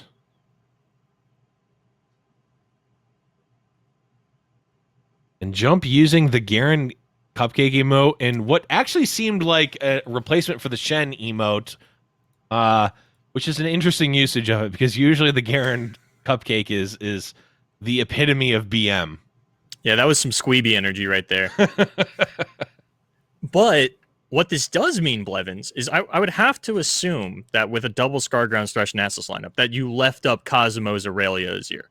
So we should be getting to at least see Aurelia Azir, even if we don't get to see any of the Scargrounds decks. So, get to see a little something extra. Right. And theoretically, Thresh Nasus, at the very least, favored against Aurelia Azir, and Scargrounds, I mean, that's why you're building the deck, right? Is to play against Aurelia Azir. So, there still may be hope for our hero Jump here, as in just a second we'll be jumping into game number 2. But I mean, just a great performance by Jump either way. Like, taking what seems like a very tailored to beat Aurelia Azir lineup and making it all the way to the top 8 and potentially still playing for a top 4. Yeah, and this is what it comes down to, right? If you brought the anti-Aurelia Azir lineup, there's always a lot of talk about playing the best deck versus trying to beat the best deck, and generally I fall on the side of playing the best deck. And it's like, yeah, you can try and beat me, and I'm going to remind you why this is the best deck in the game. Right. We can go toe to toe, and my deck's probably more consistent than yours. But Jump getting started off with Thresh Nasus does mean that we are playing another one of the most consistent decks in the game, and the hand out of Cosmo is not looking great. No Azir, no Darius. No Azir, no Dias. The Marshall is good in general against against this deck. It really makes it so that you're no longer just stacking up slay triggers from these blades and from these sand soldiers. You're actually having to trade. And yes, I guess you are still stacking up slay triggers, but it's not also preserving a board at the same time. So Marshall, I think, is definitely a necessary evil for this matchup. As having played the Azir Aurelia side of this one, I really do not like playing this matchup as Azir Aurelia. It is it just goes from bad to worse so quickly. Yeah, it's kind of rough, and I don't even know if you would keep Darius in this matchup. Azir, I still think is important because leveled Azir goes a long way in making sure that you're not getting constantly chump blocked for slay triggers. But the handout of Cosmo is looking really slow. And Jump is actually still on the Bakai Sandspinner train, still running 3 Merciless Hunter as well, just playing as many vulnerable cards as the deck will allow, more or less. And that's, I think, going to do a lot of work in targeting out these Aurelias and, forcing out the lead and follows pretty much for free. Yeah, and Cosmo perhaps opting to not even cast the Flawless Duet, saying, you know what? I do not need to give you these slay triggers, so I'm not going to. Yeah, once the Thresh comes down, things are going to get a lot worse for Cosmo. And we actually are just throwing out the slay trigger, saying, you know what? I need to soften up these units a little bit. I need to get my Azir toward level up. I need to get my Aurelia towards the level up. Yeah, I mean, you certainly, I think, still have to do it. It just feels worse. And Cosmo, I mean, in this case, there's really no reason to play one over the other than you might be tricking your opponent into thinking you're not going to cast it, which may cause them to play differently. So I like the sequencing from Cosmo here. I feel like this meta Blev is in a sort of weird spot where players are constantly being forced to make bad decisions. Just decisions that don't feel good, like playing the lead, or the blade dance there and giving a couple slay triggers over to Jump. It's like, well, I have to do it. Yeah, and I think it's still up in the air as to whether or not you should be doing it. I'm honestly not 100% sure. It feels bad regardless, but it does feel like it's necessary, but I'm not 100% sure. Do those extra 2 attacks actually push you over the top? Does the, putting a damage onto each of these units actually, push anything? I'm really not sure. But Cosmo seemed to think so, and now we're potentially going to start seeing the bounce train start saving this Aurelia, but it's going to be at the cost of taking 9 damage. I feel like it is almost worth it to let this Aurelia die simply because it was attacked with the Bakai Sandspinner. I thought Jump was going to attack with one of his 3/1s, preserve the health on the Sandspinner for more blocks on blades a little bit later on, but we're really softening up the board here. Oh. Okay. Just going to go with the trade here. Okay. That works. Followed by an additional Aurelia. And I think this is where Jump basically finds lethal is getting the Thresh down this turn. But this is, a really important turn for Cosmo as well. This is where the Inspiring Marshal gets to come down with the Blade Dance, and Homecoming is actually a really nice pickup for Cosmo. It really is. Homecoming definitely. Oh, Homecoming in conjunction with putting on enough pressure so that the opening that you create with Homecoming is relevant. I'm not 100% sold that is going to happen, because if we Homecoming here, does it really do anything? Not too much. The Inspiring Marshal can come down here and we're almost leveling a Thresh immediately here. I don't think we can level Thresh pre-combat, but we're very close. It kind of depends on if we want to block with the Thresh here or just trade off 2 of our units. Right. I think personally I would trade off 2 units and really greed out for the Thresh level, or we could just let them get obliterated and try to push lethal on the next turn on our own. Yeah, this is This ain't lethal. This is not lethal. Starts getting scary, because now Homecoming, this is where Homecoming becomes impactful. You are at a low enough health total. Your board is soft. It's getting softer, and you're at a low enough life total where a wide attack or an elusive threat could potentially just end the game on the spot.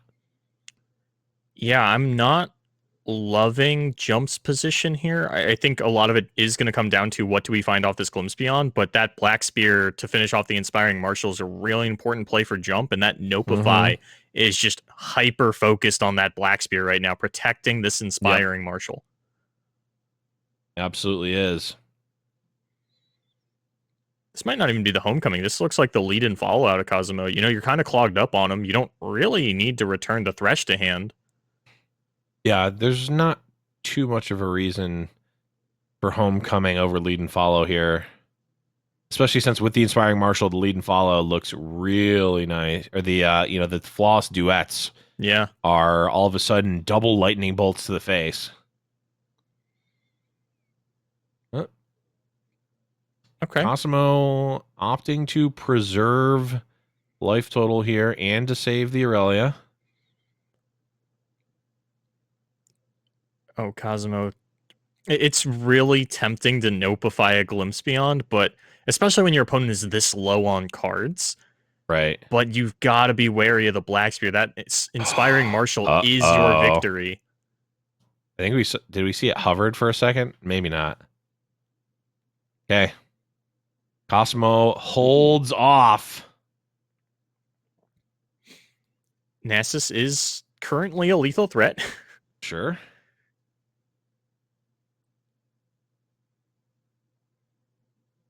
A little surprised not to see the Dancing Droplet come down, just because it really doesn't seem to make a difference.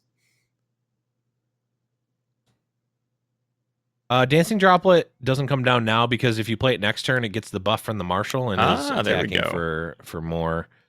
Is my thought at least on it. That is a good thought. I maybe have played a decent amount of the deck over the last 2 weeks. Played a very small amount of Azir Aurelia. I am not an aggro player by any stretch of the imagination. Winks in the Wave is quite nice here, as it will provide 2 blockers. And outside of the Dancing Droplet, there really is not any, there's no elusive threats here. The issue is that we're looking at, let's see, 1 regular, 2 from Flawless Duet, and potentially a 3rd from Lead and Follow. And I'm trying to see, can we like finagle an additional one with the Droplet giving you enough attune to play another Lead and Follow? I don't think so. Yeah, I'm trying. It really just comes down to how much mana is Cosmo allowed to spend, and I think we're getting 2 Blade Dances this turn. Yeah. As well as an attack from the Droplet. I don't think Cosmo has lethal. But yeah, because the Nasus will level up at some point here, and that will certainly throw off Cosimo's math. Yeah, this is actually a really important Nasus, and I like throwing it down here just because with these blades coming out at 3 attack, you're not really able to utilize the 3 HP units in your hand in order to block multiple units. So getting them down to 2 attack does make a really big difference here. Yep. It absolutely does. Okay, dancing droplets. And now Wings in the Wave can come down either as 2/0/1s or can eat the keeper here and also create 2 blockers. I would imagine we're going to eat the keeper. Eating keeper seems really good if your plan is to level Nasus and get these down to 2 attack. Yeah. It creates the same number of blockers, right? Because we're turning something that can't block into a blocker. Also gives another Thresh, Tick, also another Nasus, Slay, and yeah, this is all looking quite good for Jump right now. It's just going to be tough. Is there any universe where Cosimo can win with a Blade Surge?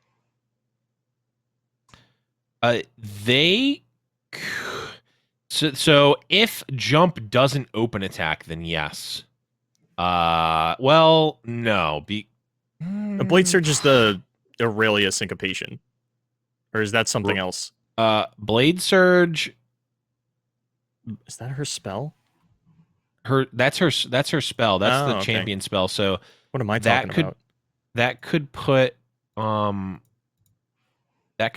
a dancing droplet back into attack next turn, but it won't be a 3/1 next turn is the only difference. So Cosmo's kind of in an awkward spot where Blade Surge is the swap thing. Her thing is Vanguard's Edge is the 7-mana spell. Sure. Yeah. I didn't know what card you were talking about. Yeah, that's fair. The Syncopate. The 0-mana. Yeah, I'm trying to figure out if we can swap in Aurelia somewhere and sneak out a win that way, but I don't think the answer is yes. And the unfortunate part is that it will be. It's not like it will be hidden, right? It'll be public, so Jump will know when they need to block, essentially. Yeah, I'm not sure how far this Aurelia is from leveling. My gut says it's a little bit too far to even try and sneak something like that out.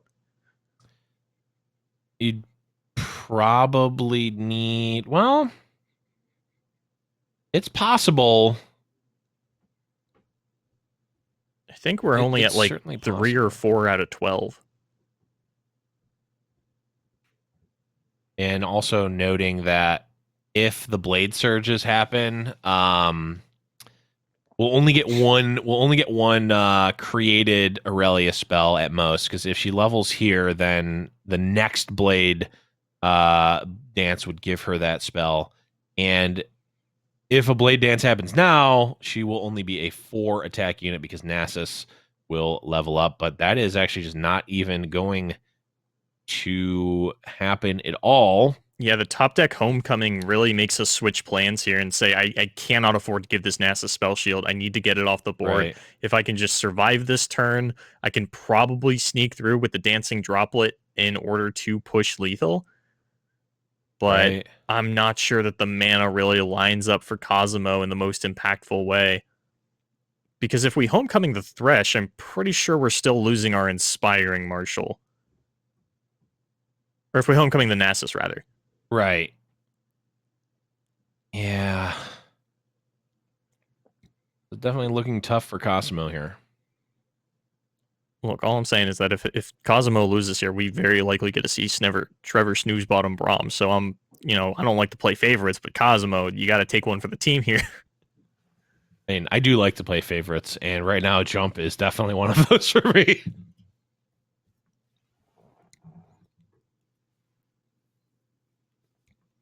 Cosmo's just kind of weighing over their options. Another situation where just none of them feel really good. We're thinking about a Vanguard's Edge, saying, hey, what does it look like if I just put 6 attackers on board? But the answer is not good, and it takes you out of Homecoming range.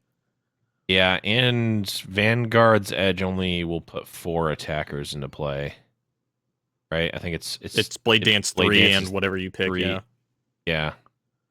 Still haven't played a landmark this game, so the shaped stone is still only going to be +1/+1. Right.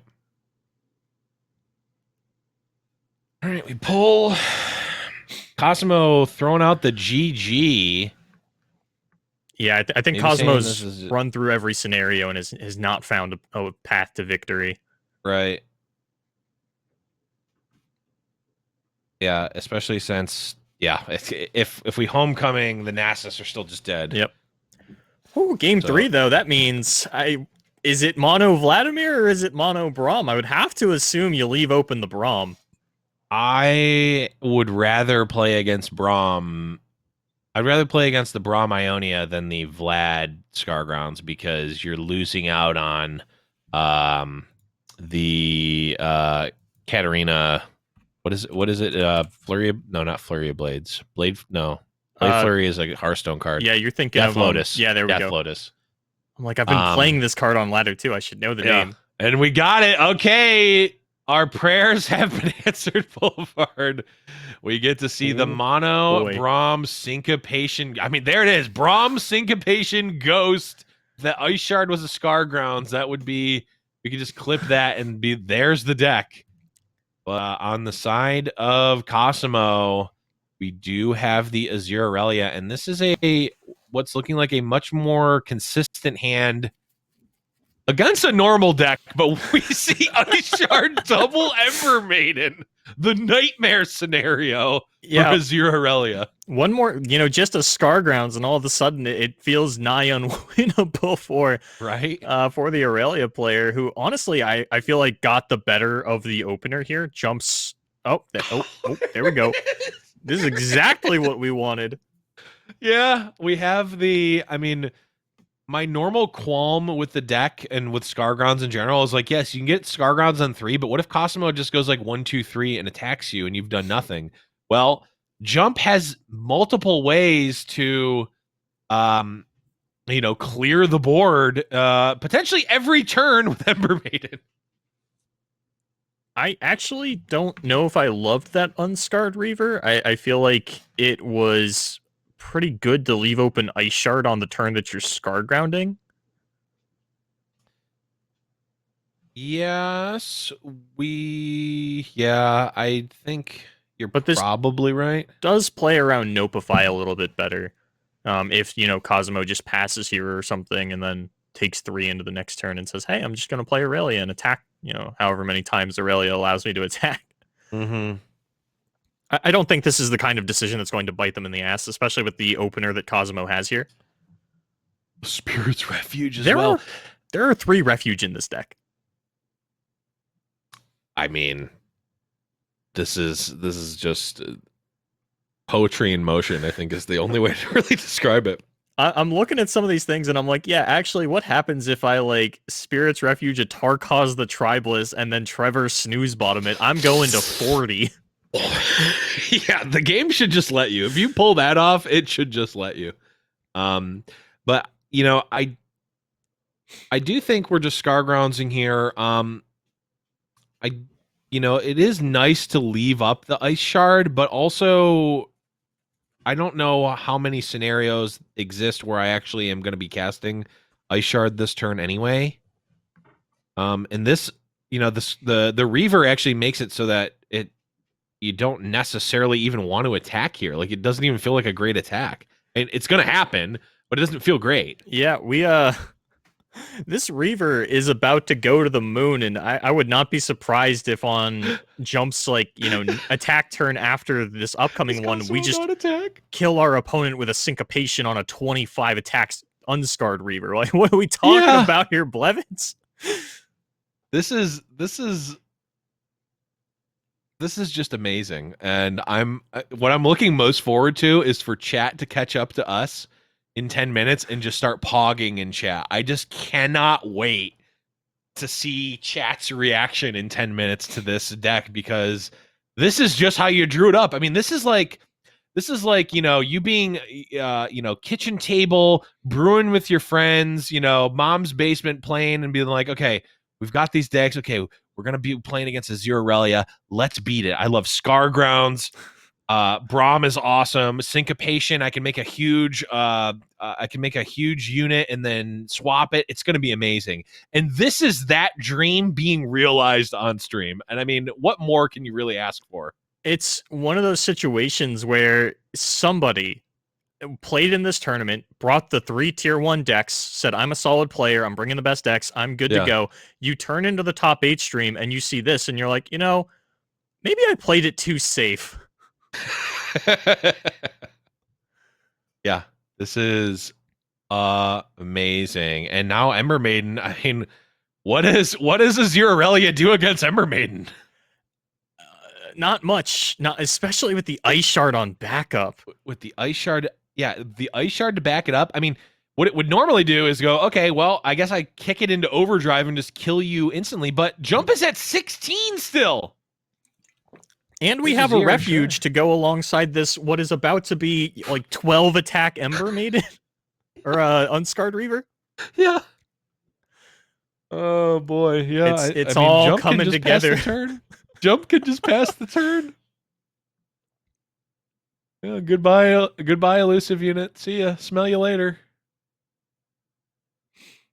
Yeah, this Tarkaz. Now, luckily for Cosimo, we do have a couple of tricks to dodge the lifesteal here. You know, we've got return or retreat return. We've got the lead and follow. And I think having 2 is really important because if you only had 1, Jump has deny spirit refuge for the 12 attack Unscarred Reaver to ensure the lifesteal goes through.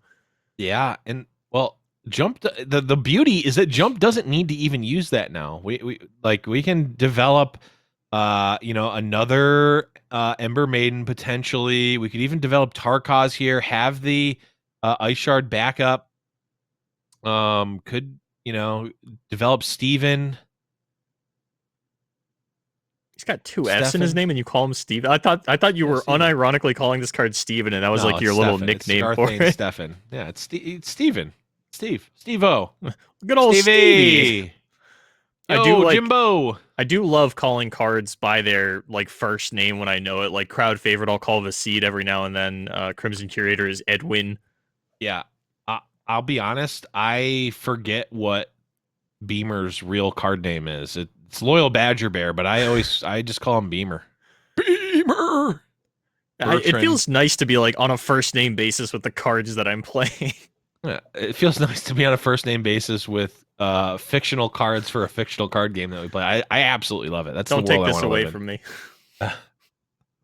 I said that demeaningly, but I meant it as genuinely as one possibly could. Look, man, lockdown's been hard. This is I feel like SpongeBob. It's like this is Chip and Penny and used napkin. Hey, Chip is beloved amongst all of us these days in the LR community.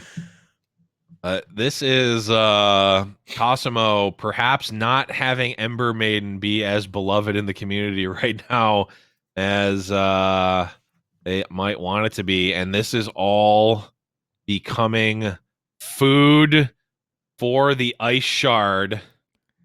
Yeah, as long as we go for the Ice Shard play and don't overcommit into a Spirit Refuge, I don't see Jump losing. The good news for Cosimo is that the Ice Shard is at least going to be able to save the Ice Shard is not going to kill the Green Glade duo because of the Shapestone. So there is going to be a big that push. Is going to get through. I don't think it's going to get 15 through though.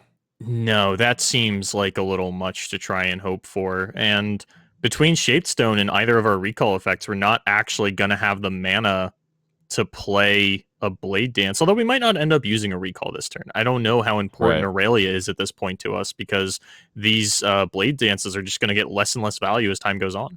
And actually, she's going to level. That's even better. Oh god, is this actually going to be 15? Oh, she doesn't get Blade Surge. Never mind. Right, yeah, you need on the next attack there will be a Blade Surge created. I can never remember with these champions who does what on levels and things of that nature. Oh, this puts Jump to 3. Yeah, I'm very surprised to see us sort of not proactively using the Ice Shard and instead just blocking all of the 1 HP units. This puts us at 2, which I think kills us if Shaped Stone comes out.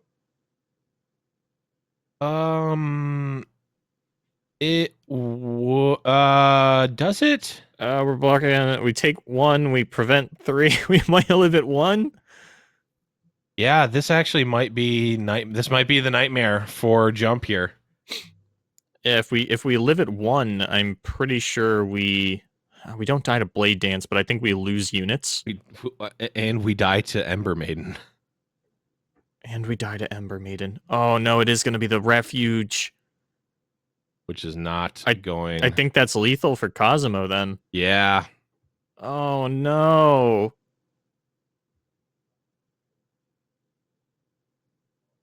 I also think that the Scar Reaver, if you're using the Spirit's Refuge, that needs to be blocking Aurelia. Yeah. I don't know why we would block a 2-1. Yep. And, the Dream Boulevard, I think, unfortunately, is dead. As if we hover over the eye here, I think we are going to see lethal. Jump, not even looking, just sees it is gonna in fact be lethal, and Cosimo, the Dream Killer, keeps the X and O run intact and takes down Jump here in our top 8. This is why I don't get on board with meme decks. I'm sticking to being a meta slave. I'm just, anytime I see a meme deck in top 16 or top 8, I'm just like, I'm not even going to watch that match, man. I don't want to get my heart broken. I can't take this again. Oh no, and now I'm seeing the chat is catching up and is so excited, Boulevard. Oh no. This is a disaster. Oh, I'm sorry, chat. You did. We set you up for failure. Oh boy, but hey, I mean, honestly, all jokes and downers aside, great run from Jump. I mean, making it to the top 8 is absolutely a fantastic run, and I think there were certainly chances in that game. Yeah, I don't know. That was an interesting one. I clearly don't have enough experience on the Braum syncopation deck to know the different lines, but certainly a great run from Jump, and hopefully we'll start seeing more of them in tournament play as well. Yeah, hopefully. It's always kind of weird when you see someone get a really big breakout performance with like a meme deck, and you're like, yeah, I hope we see more of them. And then you see them a week later, and they're just playing, like TLC Nasus and Draven Ezreal or something, and it's like, oh, you know what? Actually, I'd like to see less of you again. If you could go back to the meme stuff.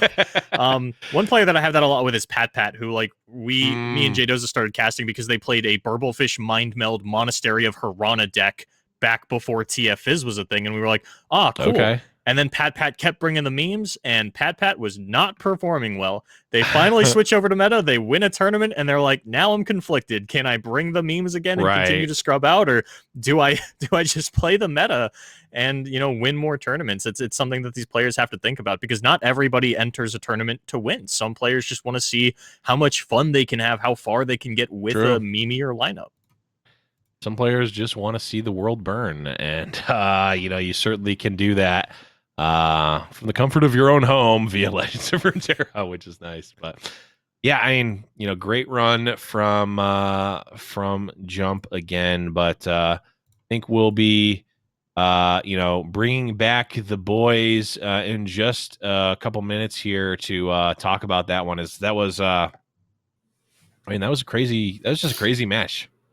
So how about that Braum deck? I'm a little sad. Had high hopes. A little upsetty spaghetti right now.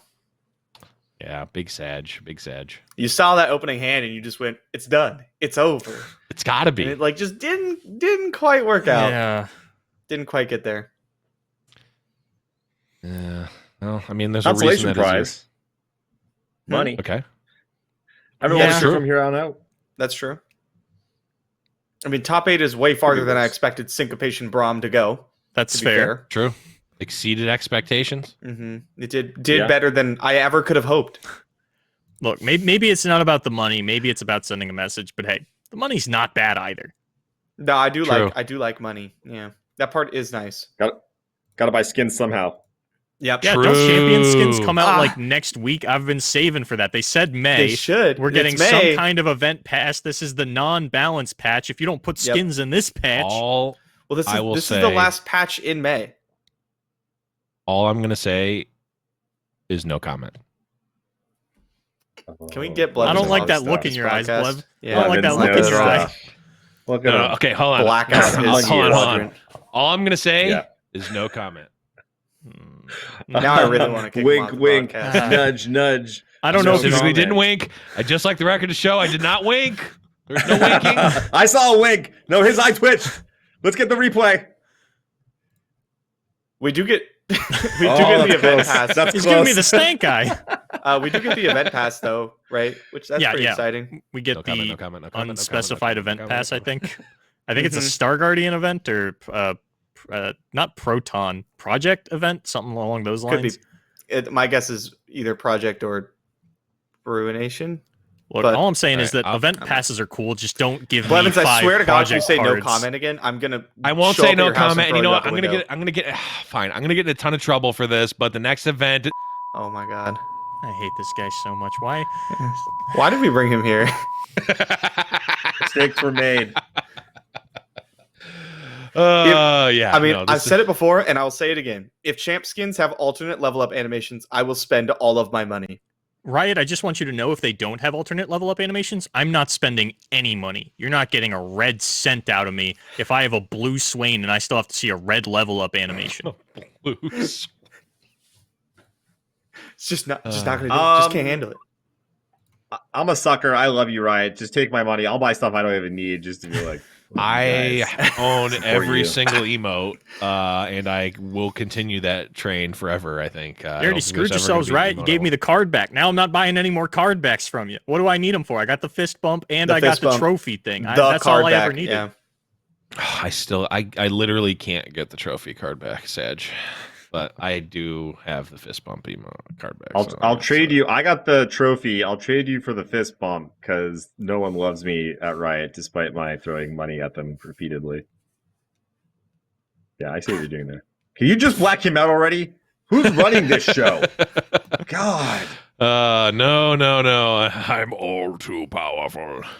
Yeah. No one is going to be able to pronounce Pushby's name correctly if we don't have me on the stream. That's true. I don't even try on stream. I do try off stream, and I can't get it. I just imagine you get off the podcast, you stand in the mirror and you just stare at yourself trying to do the push piece sound effect and you're like, my one shortcoming. Maybe tomorrow. Yeah, Maybe I may have won a seasonals, but I can't say his name right. True. So we are down to our top 4. We got Mhm. Alan ZQ, Floppy Mudkip, Bratched, and Cosleon. That's a Cosimo? pretty stacked top 4. Cosimo? Oh, sorry. I was reading off their Discord names. Oh, okay. Oh, okay. I was like, Okay. I was like, Who's I don't remember this Cosleo? person, but that makes more sense. All right, and we Okay, should here we have, go. I believe, Bratched and Floppy Mudkip here. Looks like Bratched Kata banned Cythria. Or, no, sorry. Floppy banned Cythria and Bratched banned Teemo. That leaves Floppy Mudkip with TLC, which you see here, and the Ash LeBlanc deck. And it leaves Kata with Okay. Nasus Thresh and also TLC, which you see here. So TLC So versus they both TLC. They banned the fun decks. They And banned they the leave fun us with the decks. meta crushers. Yes, I know. They probably Well, weren't even thinking about us. How rude. Strap yourselves in, kids. We got some wild TLC on TLC insanity. Who can ramp and combo faster? I see no Gonna ramp be- spells, so gonna go with neither of them. Who can combo faster in that case? What else can you do in this matchup other than combo as quickly as possible while slightly trying to disrupt your opponent's combo, but really there's not a whole lot of disrupting that you can do? No, that's pretty much it. Is there just nothing else to be done? There's not much to be done. You pretty much just race to the combo. Try not to overdraw Oh, in your 3-3 hand. And coming try not in. to get too many things on board. 3-3 blast 3-3, 3-3 trades. Let's see how exciting we can make this matchup. Pass. Pass back. Still passing. Oh, there's a pass. Should see a Will Trundle. pass be accepted? No, Trundle's going to come down. Is that some You play do by get play? into... You do that some play by. You do get in some spots where your hand actually fills up by passing too much, and you like can't draw. Oh, I any was more just cards. going to mention that in Oh. this matchup, you often don't ever want to kill Trundle. Yeah, because they got that Because pillar already. They get a second pillar if they have another one. Okay, fading memory, so it doesn't matter. Floppy will overdraw, but like, who cares? You have everything you need. Like, you're comboing on 8. Yeah. Also, by not killing the Trundle, it makes it impossible for them to combo at 8. I think, or just about. Pillar, pillar, pillar. No, I guess you could. I guess you could copy on. You'd have could, to but not play with a matron. Lysandra and like open Lysandra up to dying. Yeah, or do no, the maybe insane you like can't. four pillars. You'd have to do 4 pillars in one turn. Do you have the space on board? No, I don't think so. Because Lysandra makes the Well, 4 landmark. pillars. That's 3. Pillar, pillar. And you wouldn't have the space So on board. you go quadruple pillar. We and then can't. you go Lysandra. No, and then no, you go you Watcher. can't. You physically can combo on turn 8 without quadruple Yeah. pillar, but we in this current situation cannot because of board space. Right. Right. And that's one of the reasons you don't want to kill Trundle as well. Like you're not really Yeah. worried about Trundle like killing you. Like look at your hand, you have flash freeze, Ronation. Like you're fine. Something to be said for making room in your own hand though. Considering just a Lysandra play, I mean you have 2. Yeah, but then when they kill one, you have that freaking. You have the landmark, and the landmark sucks. You do not want it on your side of the board in the mirror. Yeah, Lysandra came nerfed already. She came with this landmark that sucks up space. If there's a Vile Feast, okay, then this makes me think that Floppy will eventually like wrath the board. Yeah, I was gonna say if you're gonna cast Vile Feast, like you still have to get the spider off somehow. Just an avalanche burn, never punished. Do you remember playing this deck for the first time and trying to figure out like it's turn 8, why can't I kill them? Yeah, I still do that. I just assumed on turn 8 I would kill them. Yeah, I'm like, I have all the pieces in my hand. Why can't I make this work? Yeah, why aren't they dead? I must be doing it wrong. Gotta be doing it wrong. Typically, turn 9 is the usual kill. Yeah, turn even 9, turn 10. Yeah, 8 happens, but like things have to go right for you. Yeah, your Lysandra needs to be in play already. Mhm. You have to like be able to have just like a whole bunch of copies. Yep. Yeah, I mean, like the class. Usually, what happens is you play Trundle, get a pillar, you have a Fading Memories in hand. You get to play Lysandra, you trade off your Trundle or something, right? Or they kill it, and then you like pillar, Fading, pillar, Matron, Watcher, and win the game. But here, probably not going to be that easy. Floppy considering Ruination because like you want to force them to play another Lysandra because it clogs up the board more, and you're not comboing until turn 10. Yeah. Time? Clogs up the Timed out. board, makes it so they can't combo you in one turn. Yep. Pillar. I was thinking though, what would happen if Floppy had gone for the Ruination, then Kata could have Played another Lysandra? played the Lysandra champ spell to hide their Lysandra, but then I guess it just comes back on Floppy's turn, which is not really what you want.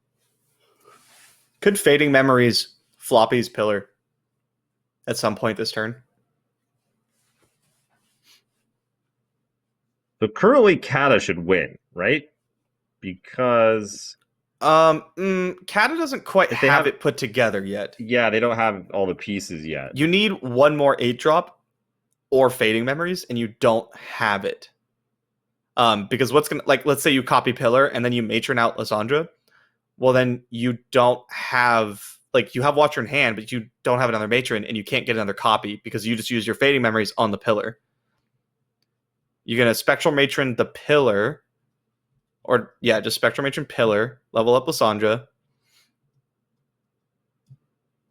You still have a pillar in hand.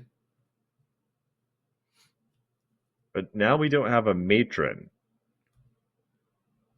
No. I don't really understand this play. Why do we do this? Wait, this is a combo, right? Yeah, this is a combo. Pillar, Matron, Lysandra, cast Watcher.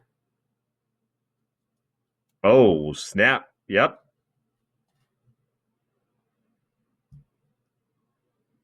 Wow, yeah. I suck at this deck. Exciting gameplay. It's so hard. Like, Oh, didn't get that frozen throw though. darn. Heartbreaker. I know.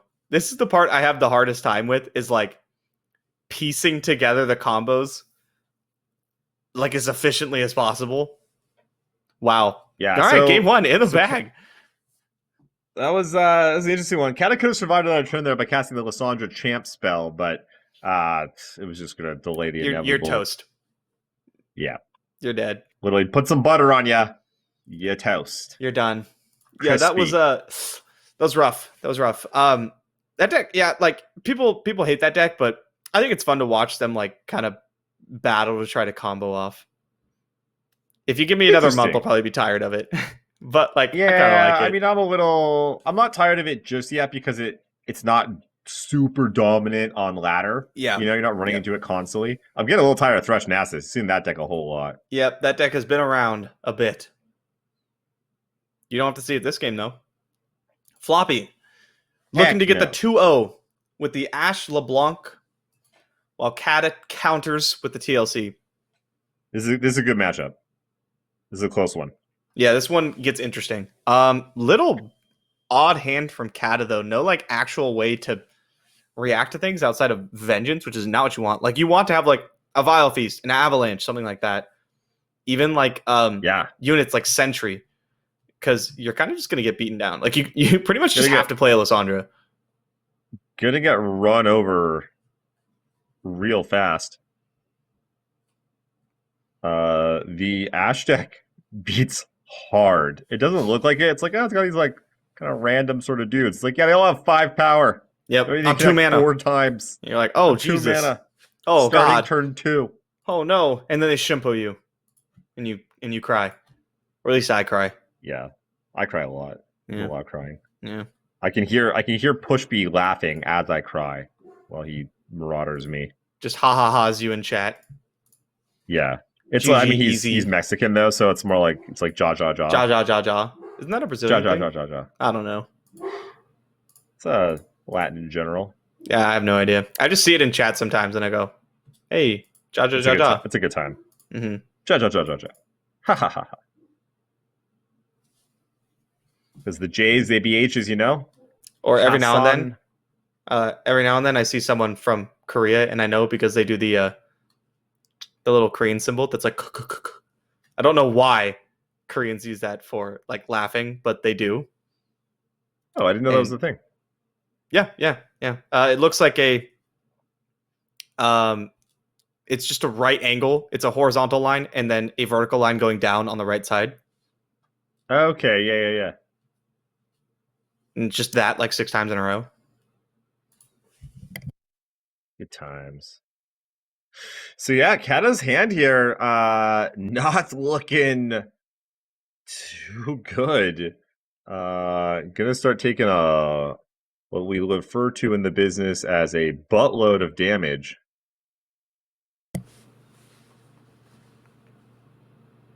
I think No that avalanches is to be the seen. official.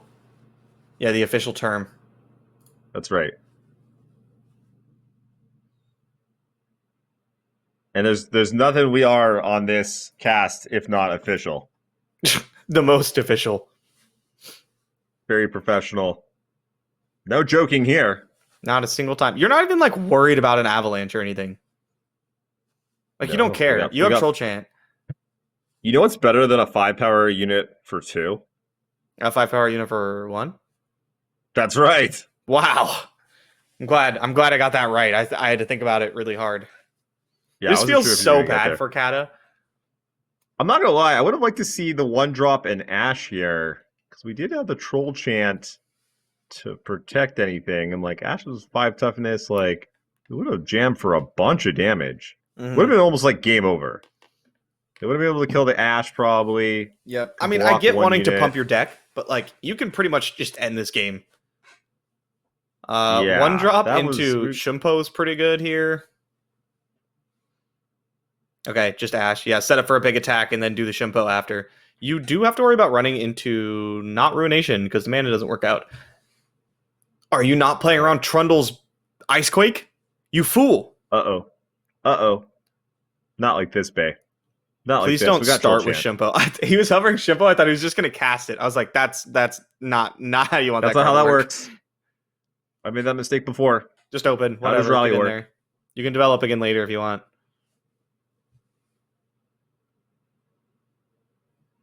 Oh, Ash is so good. Ash might be one of the most underrated champions in the game. Yeah, she's like quietly really, really good. I mean, she used to be like really overpowered in like the Ash Sejuani, or like, yeah, the Ash Sejuani deck was around for a long time, right? Before it was LeBlanc, and it used to be really good. Now the deck's still really good. People just don't talk about it anymore. It's like old news, Hushed corners. except for when Time's always Legion been Marauder good. popped out of the woodwork when it came out of nowhere. Has And everybody anyone talks about it. decided? Is Marauder better or worse, or is it just? I think it's different? worse. I think it's worse. All I know is I'm not real happy to see a Marauder on the opponent's side of the board. I want none of that. Get out of here. Leave me alone. Yeah, it scares me. I remember the first time, I think it was like Cephalopod was running the deck. Cephalopod and like Yeah, Game Boy sounds about Rob were right. running it a lot. And I went, Legion Marauder. And then they killed me. And then Yeah, sounds about right. and then I was like, wow, they just got lucky. And then so I played them again and they bodied me with Legion Marauder again. And I went, maybe there's something to this. Maybe this isn't a meme after all. Mm-hmm.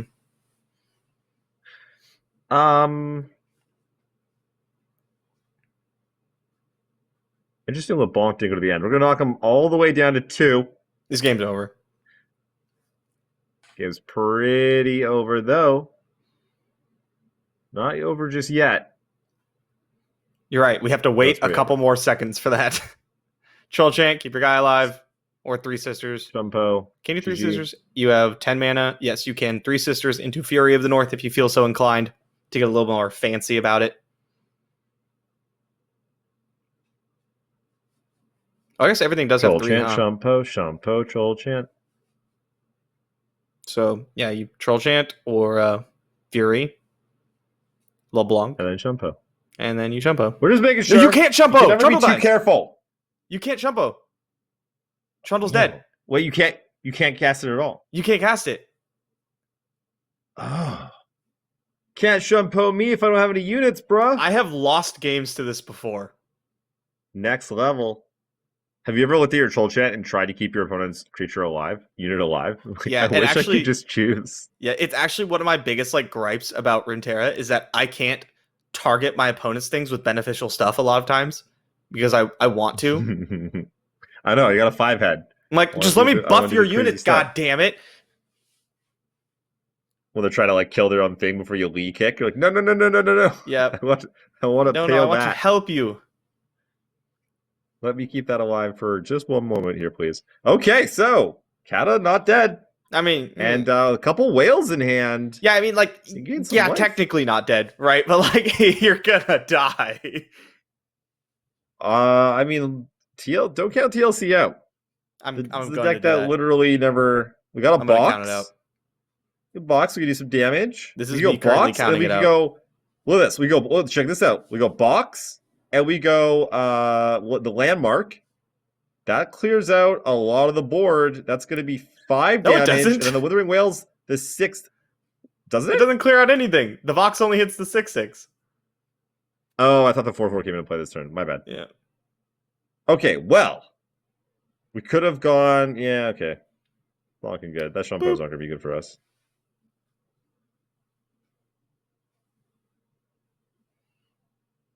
Hannah, we had a plan. It was don't play Floppy's stuff on that it. can get Shampoed. Floppy's on a tournament tear right now. Floppy, very good player. Very strong player. Didn't you say only strong Destroyed the ladder ladder. player? Is that what you said? Only? Did I say that? Was that yesterday? I was like, strong tournament player. And you're like, nope, only ladder. Clearly Oh. just messing around, no, but I say a lot of stuff. I can't That's really true. keep track of all of it. like that judgment's bad. Yeah, well, I say some good stuff too. It's like a mixed bag. Never know what you're gonna get. It's like the shotgun technique. You just shoot a lot out there, and one of them's probably gonna hit. Like if you just like picked up like a conch shell and just You said it shattered it into a correctly bunch again. of pieces and God damn mother conch?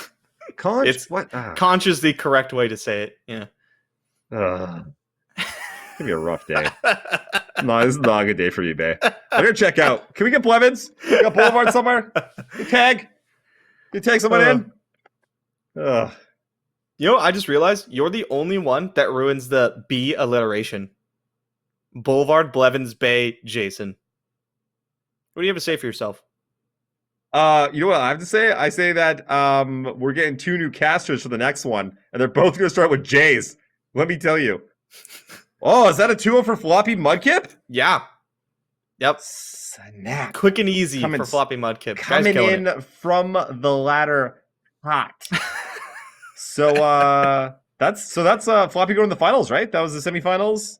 Yeah, those semifinals match 1. We're gonna have semifinals match 2 coming up after this. Wow. Yeah, that was a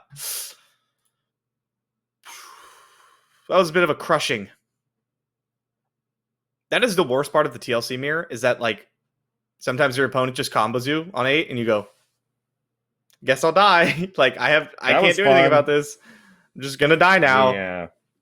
That's what that kind of just does in general, though. Yep, it does. It feels bad, man. Feels bad. Those high It's, rolls are like when you rough. Yeah. Also, though, I will say this: when you see like someone like Floppy play the deck, you're like, "Oh, it's so easy." You just And then you the play it thing, and you play like, the yeah, thing, you're like, and you oh kill no, I have thing." this landmark stuck on the field. I can't get it off.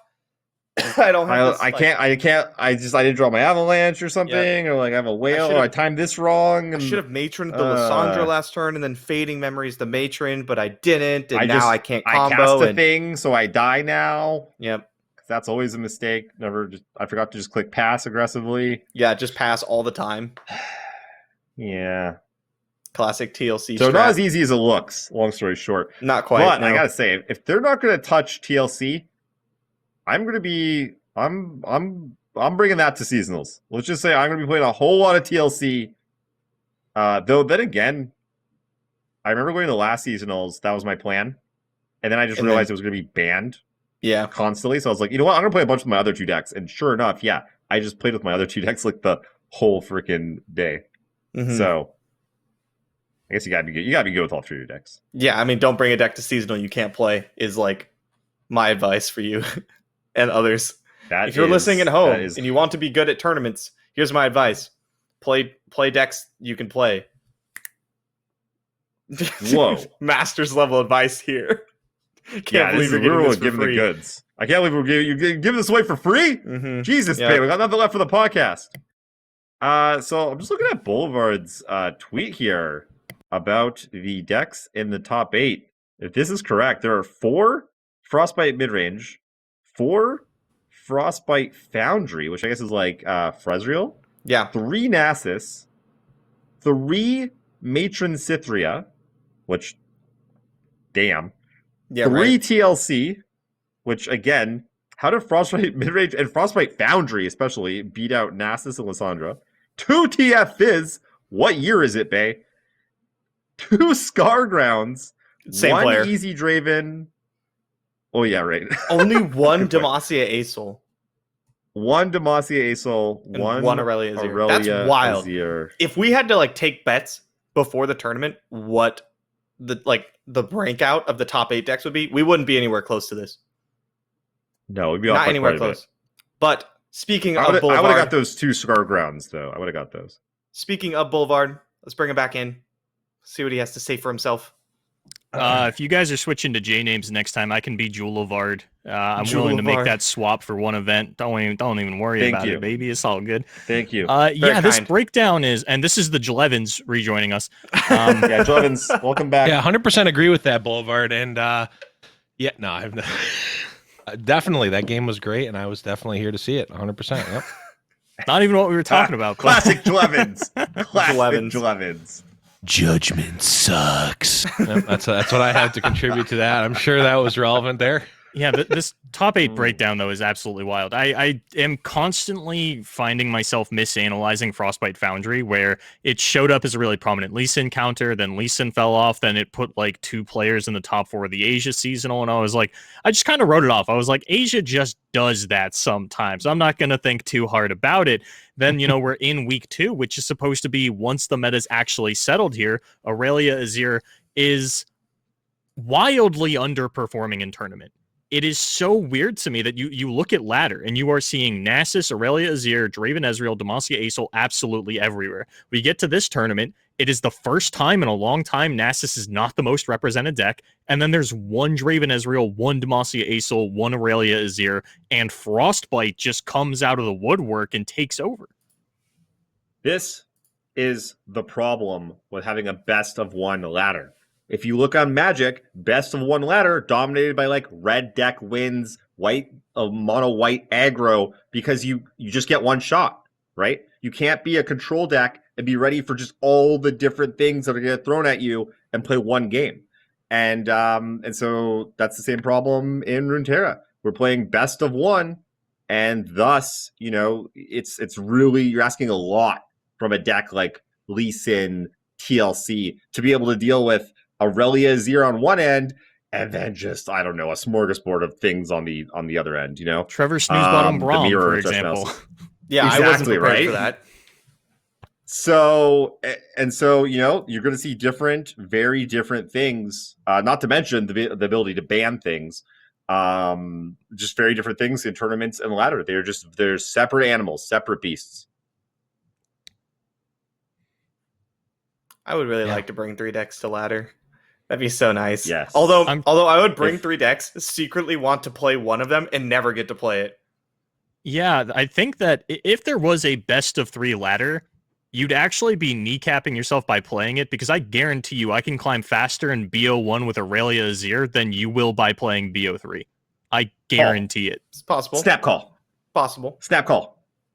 I will put 5 subs, courtesy of Majin Bay, on the line. There's really no way to test you this. get 2 wins. You Yeah. make it so that you get 2 wins for a best of 3 win.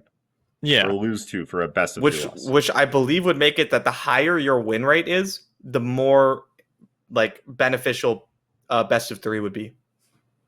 At least that's how it works in Probably. Magic. Yeah. I think the problem is that you can't play aggro in best of 3. Well, you can. You can if you can't have a positive win rate and You'll do that. probably lose. It's not very Yeah. good right now. Yeah.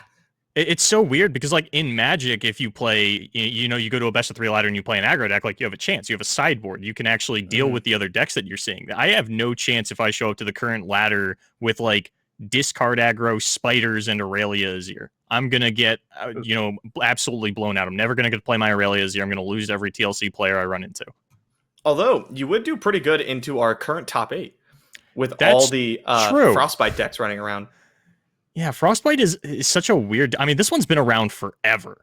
Frostbite midrange is a beta deck, and it looked a little bit different back then, but it's probably 20, 25 cards similar. I think Troll Chant was huge for that deck. Massive. Like, Absolutely. that card's Chant insane. and Trapper getting buffed to a 3/3 Trapper, from a yeah. 2/3. Oh, I didn't know it was ever 2/3. Yeah. Yeah. And then the week it got buffed, I believe it was Nola Gold that played it in DOR and either got first or second, and really put that deck on the map. At least that version of it on the map. DOR 7, Draven Yetis lost to Yes. Winding God in the finals on, I believe, the start of Winding God's 3 DOR win streak. Mhm. And then on the European side, there was a player that won with Draven Yetis. It was the wildest thing I'd ever seen. I remember that week. Legendary. Only the OGs remember that. Okay, old people. With that being said, let's find out who's gonna be battling Floppy Mudkip in the finals in modern day Runeterra. There's no difference between modern and old Runeterra. Look at this. It's still as Frostbite Ezreal. That was around in beta Runeterra. True. It was Elnux instead of Teemo, but it was It there. was. You know what? Let's put Elnux back on the map. Give us another Elnuk, or I don't want to necessarily say revert the old Elnuk changes, but I want Elnuks back. Give us It like is- a 2-mana Elnuk. It is kind of wild to me that we haven't gotten any more Elnuks, a year in. Oh, we kind of painted ourselves into a corner with Troop of Elnuks, where like Yeah. any additional Elnuk, like the math is so close on that card being busted. And I don't know if there's actually a middle ground. It might just be binary. It's either busted or terrible. I'm waiting for us to get like a Nightmare Amalgam, just something that has all creature types. Right. That I can just I'll draw it off my Dragon's Clutch. I'll pull this in off my Troop of Elnuks. But yeah, I'm not necessarily missing the Troop of Elnuk Ezreal deck. And so Frostbite Foundry versus Draven Ezreal. I think we saw this matchup a little bit yesterday. It definitely feels kind of favored for the Draven Ezreal player. Usually they're going to have more targeting to get through. The flocks get to counteract things like Troll Chant and Elixir of Iron. And here, Culling Strike. That is something we don't have an answer for, or at least not in the opening hand. Normally we would have 3 Sisters into Fury of the North available, but that's still pretty mana inefficient. It's mana inefficient. Alan probably would fire that off at that point, but perhaps not. But like you were saying, Cosmo or Dravenez is going to have a lot of ability to either use the extra cards that they're drawing, or just discard them and get value off of them that way. If the hand gets clogged, a good rummage and spinning axes are a great way to get at least some value off of these extra cards that Alan is essentially forced to give Cosimo just because of the nature of the deck. Yeah, and picking up that Tri-Beam's really, really impactful. We're actually just going to Scorched Earth that right away and say, hey, I've got a great hand as it stands right now. I've got Rummage, I've got my Axes, I've got my Tri-Beam. I don't need any more cards, thank you very much. Meanwhile, your hand is probably looking pretty lackluster. And because Draven is one of the few sort of lower to the ground go wide decks in the format, Frostbite is very inefficient against it.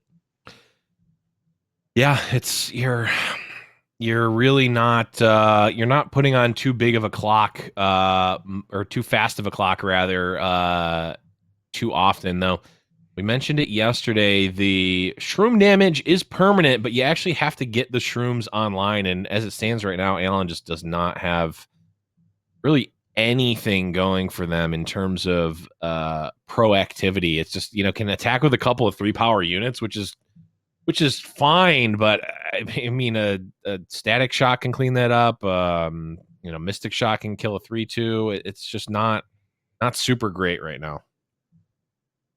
No, absolutely not. And we've still got another Culling Strike in case Ezreal or Teemo wants to come out. Like Cosmo just has pretty much every answer they could ask for and a little bit of refuel still available with the Rummage. So, we don't have a lot in the way of pressure as it stands. We are just mostly looking at answers, but Alan doesn't have, like you mentioned, any puff cap generation. There's one Teemo down. We don't have any peddlers.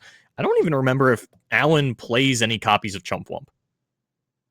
I think. Oh, actually, now that I'm thinking about, I might be thinking of a different match now, or a different tournament. They very well may not have Chump Wump in the deck, but confirmed no Chump Wumps. No Chump Wumps indeed. So the puff cap generation is going to be limited to Teemo and the peddlers, which is a lot, but neither of those threats are really surviving too often. No, man, speaking of being old, remember 4/4 Chump Wump? I miss that guy. Sure do. I don't. He's just auto-include in every PNZ deck. Yep. Yeah, no. I mean, it made sense because it was, less efficient than Bull Elnuk, which was a card that was used at the time. So it made sense looking at them next to each other. Oh, Chump Bump loses a point of health and effectively draws you 2 cards or potentially can do up to 10 damage. That's a worthy trade-off, right? No, it is not. A little upset that Wump isn't a creature type. Coming from Magic, I do miss the everything having its own creature type and like proccing more off of that. Like, we don't need to necessarily have 1,000 different creature types, but like, why is Yordle not one? Is it just a formatting thing where we're not able to you don't want to have multiple unit types on everything, so let's not have a card have a line of text just for its creature type. I don't know. I wish there was something though, or I wish there was more rather. Yeah, I guess it's a question of, does that create accidental broken combinations more often, or does it create cool flavorful game lines if you've got everything has a creature type? Yeah, I mean, even if it was just one, right? If everything has a it had like if you go off of like race and class and from D&D where like, Yordle, the veteran investigator would be like Yordle detective or something. Let's only do race. So it's like that's a Yordle and there's humans and maybe they just don't want to go down that route. I don't know. Yeah. I mean, they also theoretically could add that in eventually, but I doubt it. I think they'd have to like retroactively go back and change everybody, but it doesn't seem like something they're I think it would be interested in doing. it would be like a year 3. Here's how we're revamping LOR type of thing. But Pretty much, yeah. So we got a Tri-beam for Legion 5. Marauder off of, I assume, a Tri-beam Improbulator. I think that's actually good here. Alan doesn't really have ways to deal with this infinitely growing unit, and instead we've got just a bunch of Frostbite, which, as we had mentioned earlier, this is not the matchup where you want something like that. And with Right. Ezreal already out, yeah, Cosmo's below 10. We saw someone die from 10 a little bit earlier on in the day to the Shrooms, but this is what Frostbite Foundry does sometimes. And this was like a decent opener from Alan. It was just the Foundry got blown up, and now the deck is... Draven Ezreal, when it draws Tri-beam, is a totally different deck. Foundry, when it draws Hexcore Foundry, totally different deck. The difference is you can't snipe the Tri-beam out of my hand. True. And for all the people in chat going, this is why we should have Thoughtseize at LOR. No. Stop it. Well, no. I don't want that. I will say, as a player, I feel like my win rate skyrockets exponentially when I open a turn 1 discard spell. Just getting to know what your hand is turn 1, I feel like I gain 20 percentage points in any matchup. Yeah, I don't hate discard being the mechanic that gets scrapped from a lot of online games, though. That was one of the things that they, at least in early Hearthstone, they were like, we're not having ways to interact with the hand. Now they kind of loosened that a little bit with like, I think it was Pack Rat, and there's some other cards that can like not necessarily discard cards from your opponent's hand, but can get them out. But yeah, that's one that just it always feels bad. And like land destruction, no one wants that. As someone who played an insane amount of combo in Hearthstone, I definitely remember Pack Rat. Yeah. Yep. Like, oh, you got my there goes my Togwaggle. Great.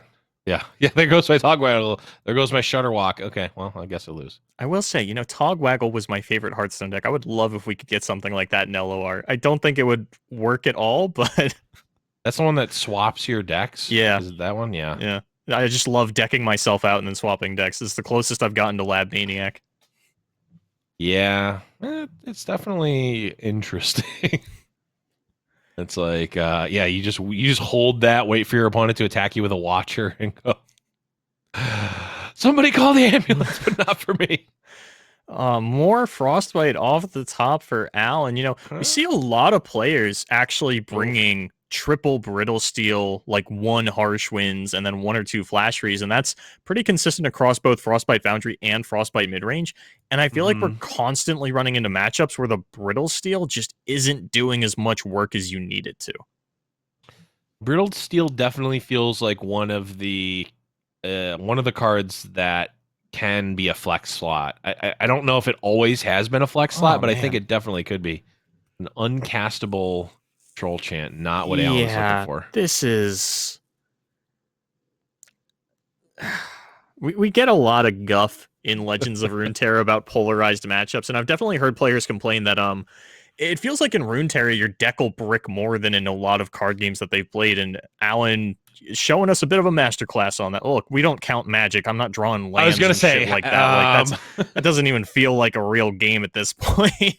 Right, yeah. Bricking with your deck implies that a game was played, and there's, 1 out of every 4 games of Magic where there's not actually a game of Magic played. But yeah. No, I guess I can see that a little bit. Maybe I don't know. I don't know how I feel I about can't that tell one, if it's a deck building thing and we're all just really greedy, if it's a lack of draw power across every region, or I mean, a lack of tutoring could certainly be it. In a lot of other Sure. games, you have consistent win cons that you can just go into your deck and find, and digital card games, I think, unilaterally tend to steer away from that.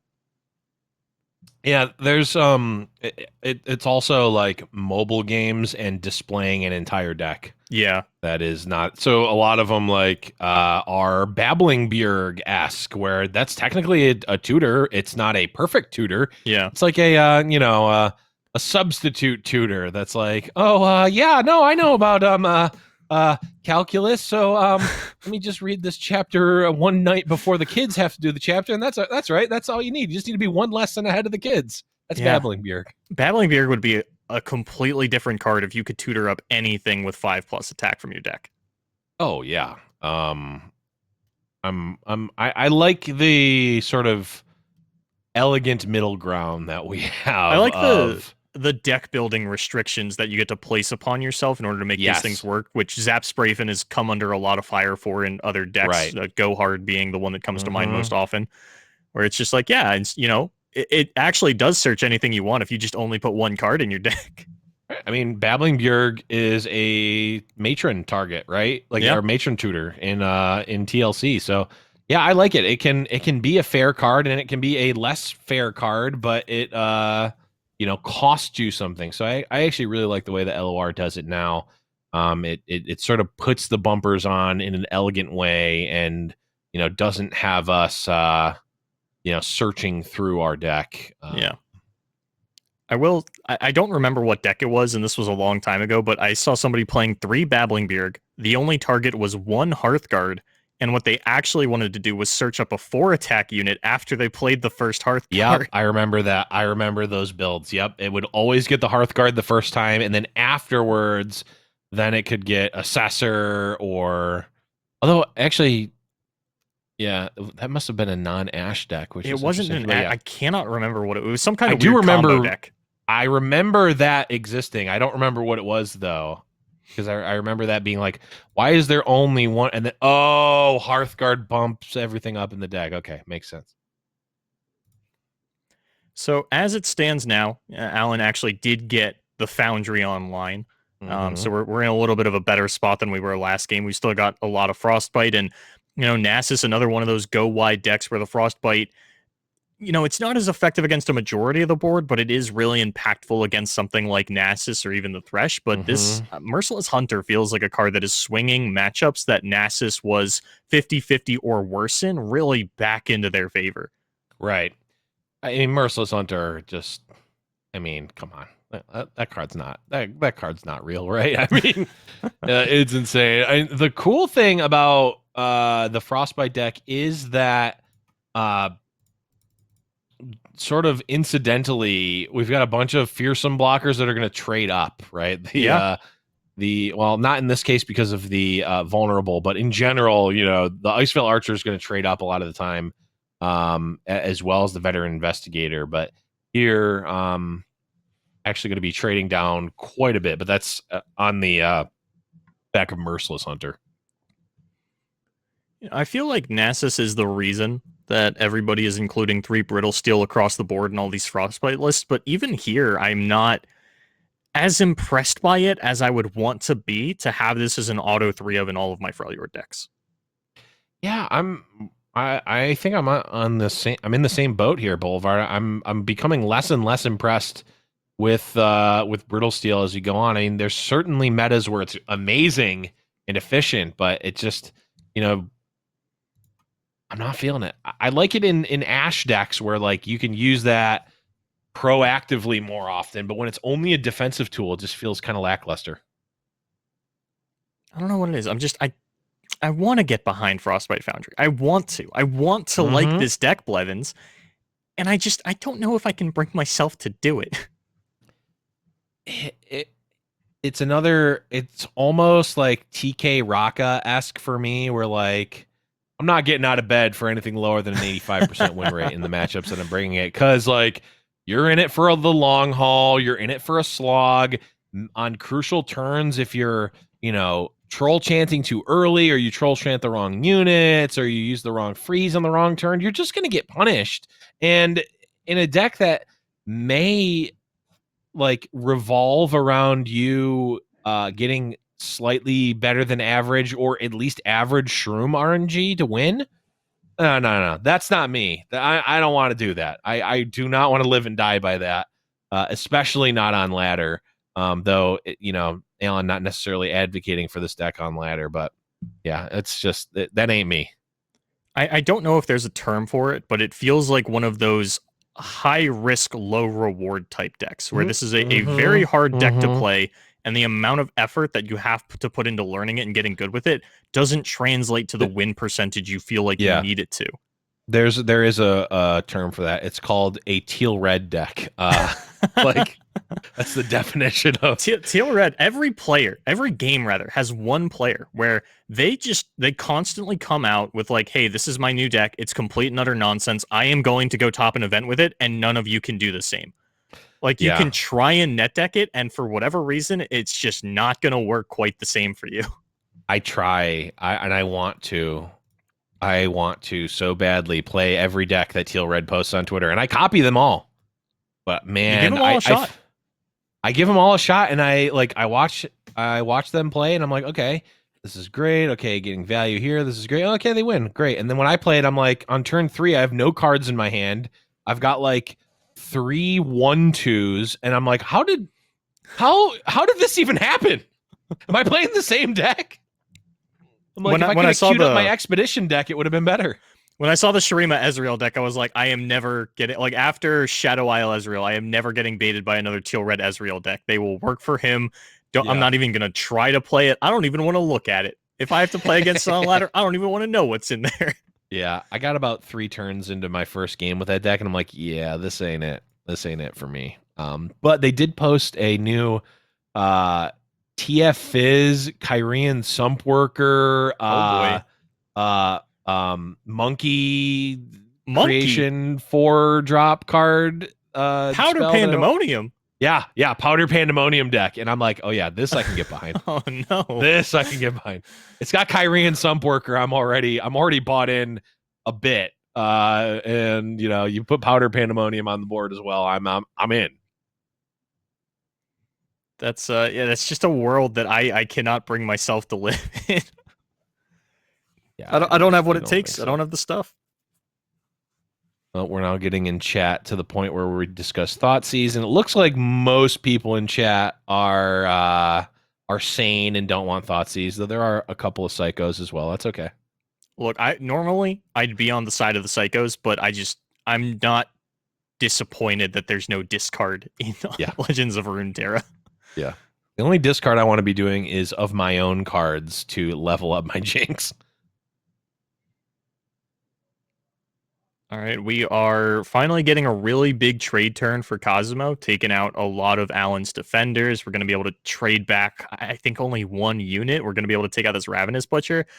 And we're going to have to look to Ezreal to do an insane amount of heavy lifting unless this Frostbite Foundry can start accelerating us towards some Shroom generation. But overall, I don't know if it's the lack of Chump Wump or what, but when the only Shroom generators in this deck are Teemo and Puffcat Peddler, I can definitely see why we're not seeing as many of those 70 Shroom games as we're kind of used to. Yeah, in a matchup where Teemo's not hitting, I mean, where is the damage even coming from? And we're seeing these more efficient threats. I mean, what in the Thresh deck isn't either a 2-for-1 itself or like drawing you extra cards? There's just so much of it, and Alan's kind of drawn a little bit of trash here, and even this box can threaten to kill Ezreal, though. We can level it up in response to have it not die here, but we're going to need to win with Ezreal next turn because this open attack is pretty clearly going to be putting lethal on the board. It's kind of weird because back when Frostbite Ezreal was a thing, it was widely considered as like the one Ezreal deck that's not going to 20-0 you. And Alan doesn't have a lot to supplement this, but at the same time, I want to sit here and kind of talk crap about the deck. He's in the top 4. I don't think this deck has gotten banned pretty much at any point. So obviously it's picking up wins somewhere along the line. Right. It just hasn't been doing as well as we want it to on camera. Quick sidebar for a second, Blevins. I just noticed something. Okay. About the top 8. Go there are on. no Zoes in top 8. Huh. Now isn't that something? There is one Targon deck in the entirety of top 8, and it's Shyvana Aesol. Shyvana Aesol. Just a quick little fun fact for everybody, because I was thinking about it. Like, if Teemo is one of your shroom generators, I'm like, oh, well, we're in a very Zoe dominant meta. People are going after 1/1 elusives, and Teemo just happens to get the bad end of that. And then I'm like, wait a minute. There are no Zoes in Top Cut. It almost feels like Alan's too far ahead of the curve. Like, next week, when everybody's like, oh my God, Zoe's dead, we don't have to worry about Targon anymore. Yeah. Then Teemo gets to come out and be like, yeah, I'm stomping over everything. Once we take the Vile Feast out of the Cytheria Matron decks and all that kind of stuff, then we get to go hog wild with Teemo. Yeah. Yeah, we certainly could. Now, here's a question. When Thresh pulls Nasus, if there are shrooms on the Nasus, is damage taken? No, it is only taken if it's drawn. Okay. Yeah, there's a couple of funky ways to get around shrooms, like tossing, and I will say one thing that I liked about Hearthstone was that the counterplay to bombs was you could just overdraw them and not take any damage. Right. You can't do that to shrooms, and there's really not a lot of counterplay to it, which does, in theory, make it one of those more uninteractive strategies, which typically is a hallmark of a good deck, but not quite happening this time around. And now we're just seeing Alan fire off pretty much every Frostbite spell in the arsenal, thinking about how we want to use this last 6 mana, and Ezreal's putting in the work. We're getting close. I will say, I think, Alan, you need to stop stop a little more damage here, bud. That troll chant was Alan saying, I'm just dead to Atrocity. Yes.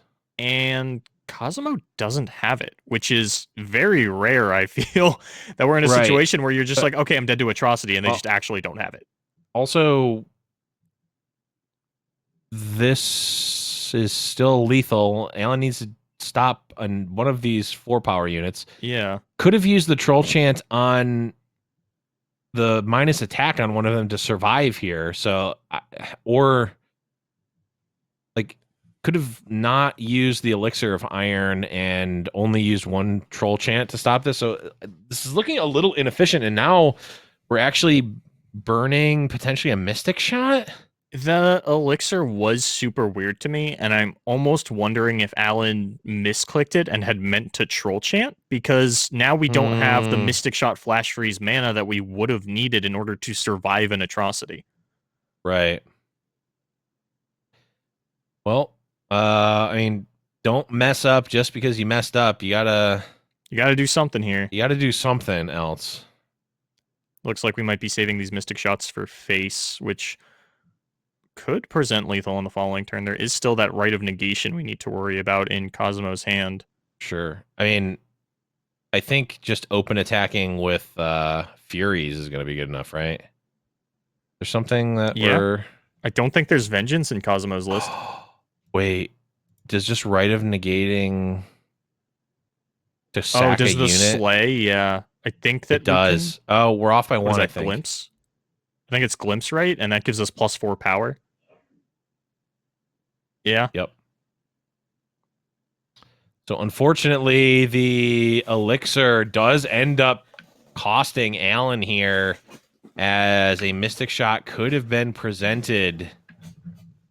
But as it stands, that is going to be Cosmo continuing their reign of terror through this event, winning 2-0 versus Alan ZQ.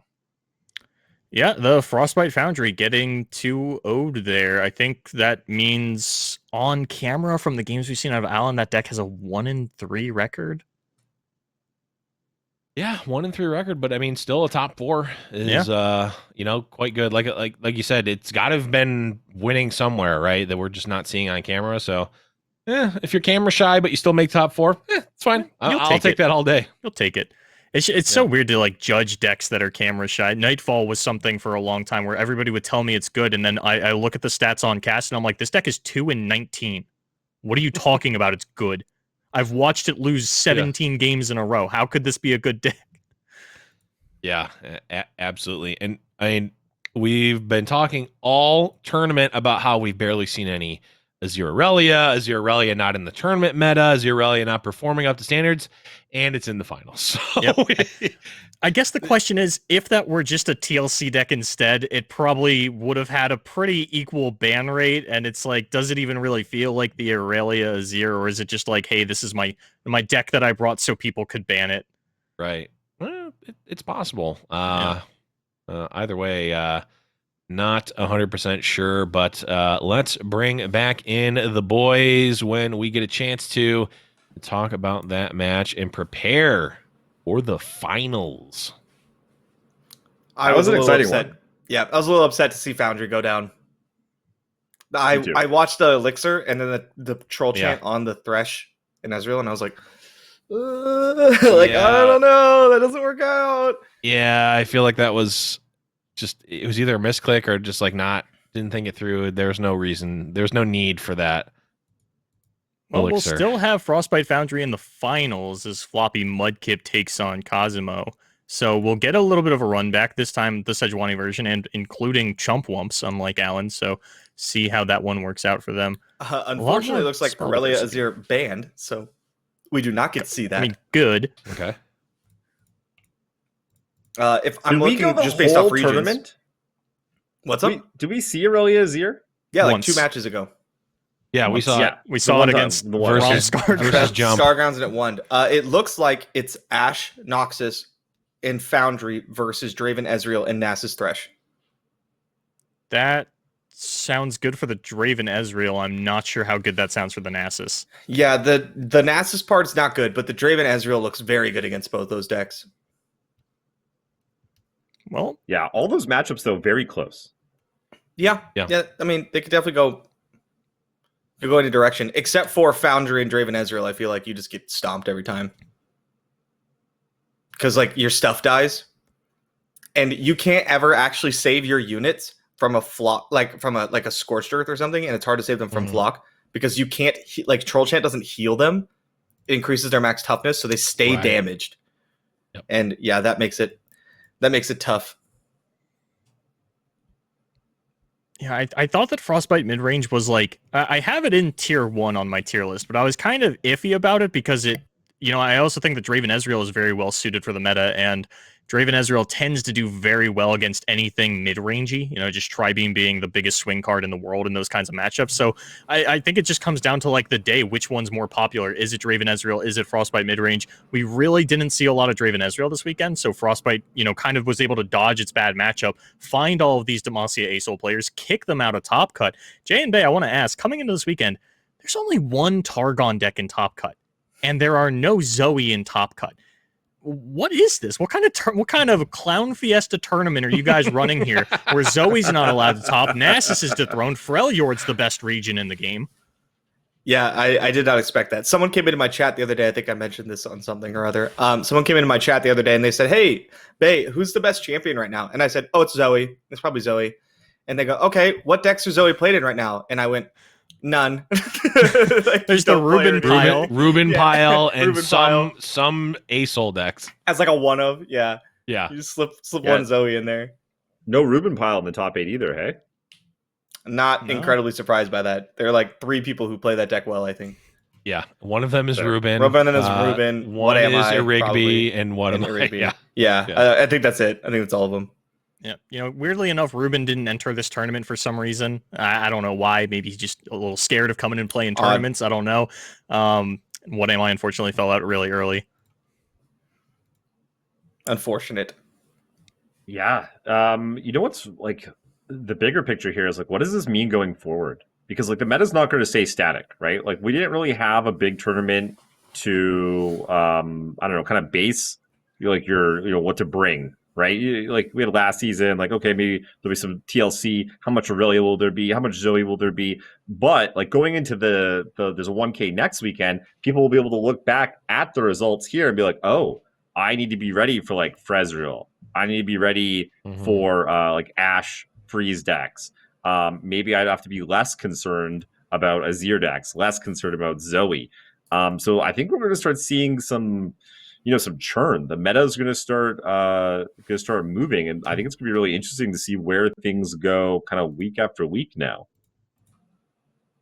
Yeah, it's going to be tournaments like these that are, I think, going to be dictating at least the tournament meta, because we've got fight night every week, but that's such a small pool. It's a different format. It's not really indicative of what the the tournament meta is going to be. But this is a large scale Riot format tournament that is going to dictate that, and hopefully we can start getting more of this type of large open event to showcase that and get more, like a Star City Games weekly, or like the weekly Grand Prix where we're actually having tournament results to go off of, not just, ladder play or just like little mini events to go off of to really set the standard for tournament play. Because only basing it off of the seasonal once every 2 months is just, it's not the clip that we need to actually have a dynamic meta. Totally. Gonna be tough without a cross-region play, though. Yes, My, it definitely is. My value as Exactly. an analyst is about to tank, because every time I have an opinion, Europe is 100% on board with whatever I say, and North America is just like, yeah, I don't know about that one, Chief. And then, now that they won't be in the same tournament. Yeah. Yep. That is sad. Hopefully it comes back These soon. open stuff. Yeah, or hopefully like something else like it, right? It might not come back in its current iteration, but as long as we can somehow hold tournaments or have events where we can play region to region, it's fine. It's good enough We're for getting me. rid of cross shard play because we're getting rid of shards. Everybody's on the same server now. Top 2,800 go play the one seasonal. It's kind of weird That that sounds we like a have nightmare. shards, isn't it? I mean, unless Yes you and want to no. have things like different regions representing themselves at worlds and I've stuff. seen a lot of you guys wait until the last second of a rope to make a play. If you want to do that on 500 ping because you're playing someone in Asia, good luck. Yeah, Jason, who could that be? I don't know what he's talking about. Jason and Must be Squeeby Blevins. both getting completely Yeah. called out here. Mm-hmm. Okay, one time. Get a chess clock. God, what is this? Squeeby's nonsense? little edit that he did where he's like at Riot or whatever, he's like, I can't seem to get this card out of my deck. Can you help me? And it's like the clock hand or something, but he edited it so that it's like when like Squeeby loses the match on time. It's super funny. I can't remember exactly how it was phrased, but it cracked me up. Classic. I can't. So good. There's apparently a view bot spam in chat. Can't tell if that is a copy pasta or a real fake bot, but anyway, Fun. you'll love Fun. to see it. We got mods out there fighting the good fight though. Yeah.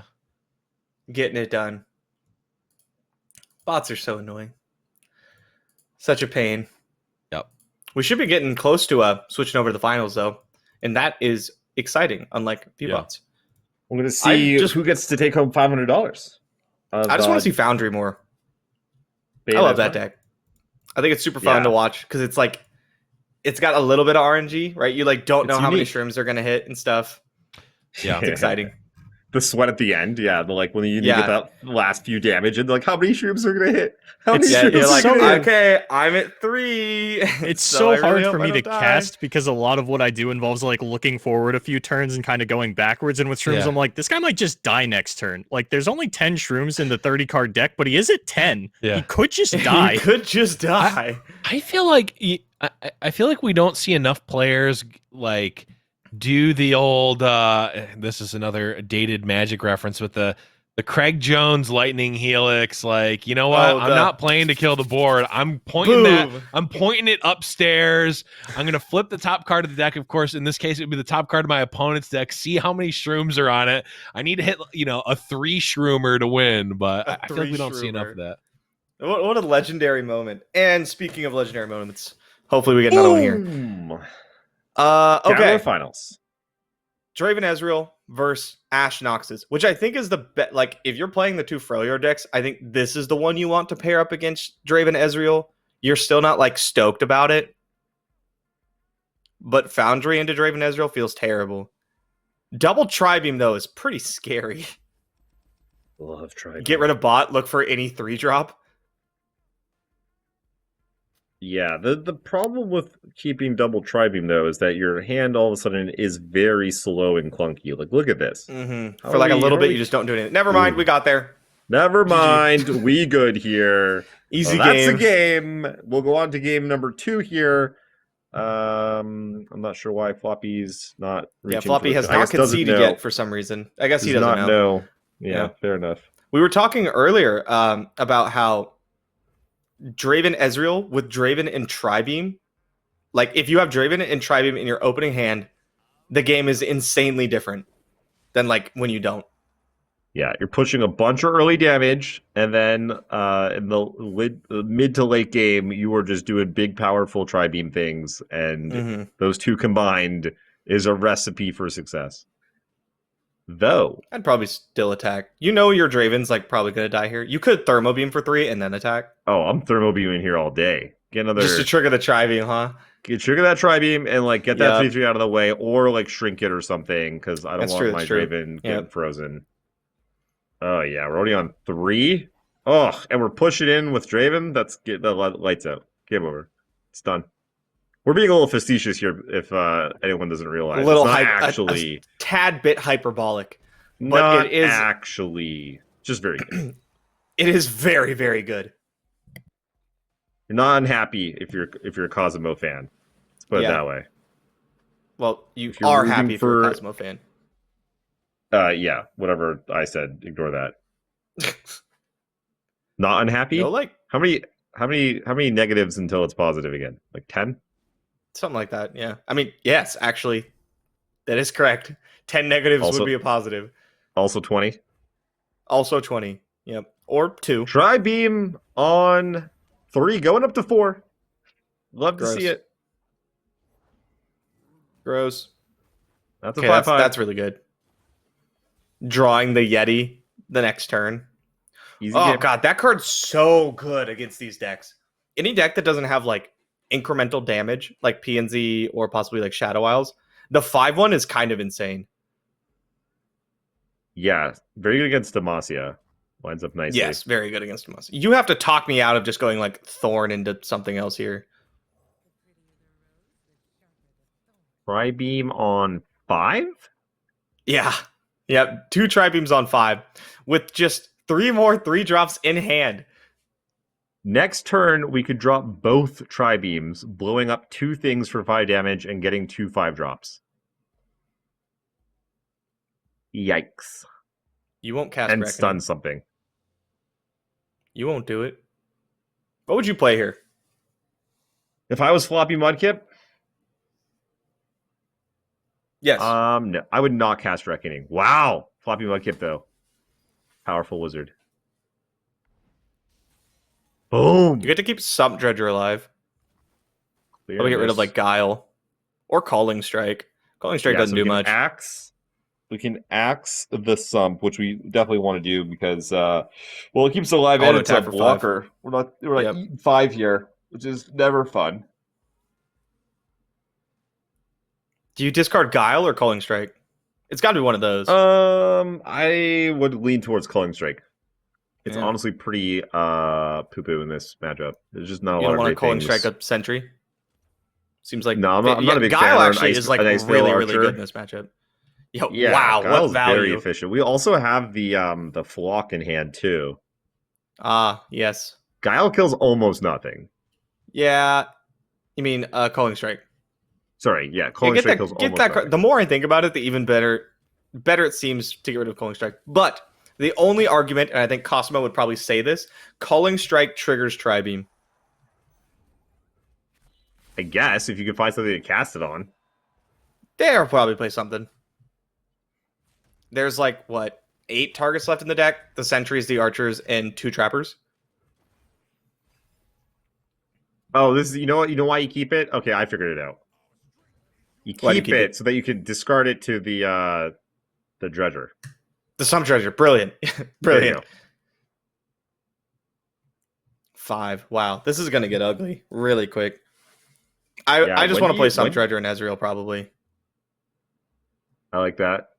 Yeah, some pre-evaluate. I can see a tri-beam here even. While the opponent's out of You Troll could. Chant I mean, mana. I would take the hit to get Tribeam up higher.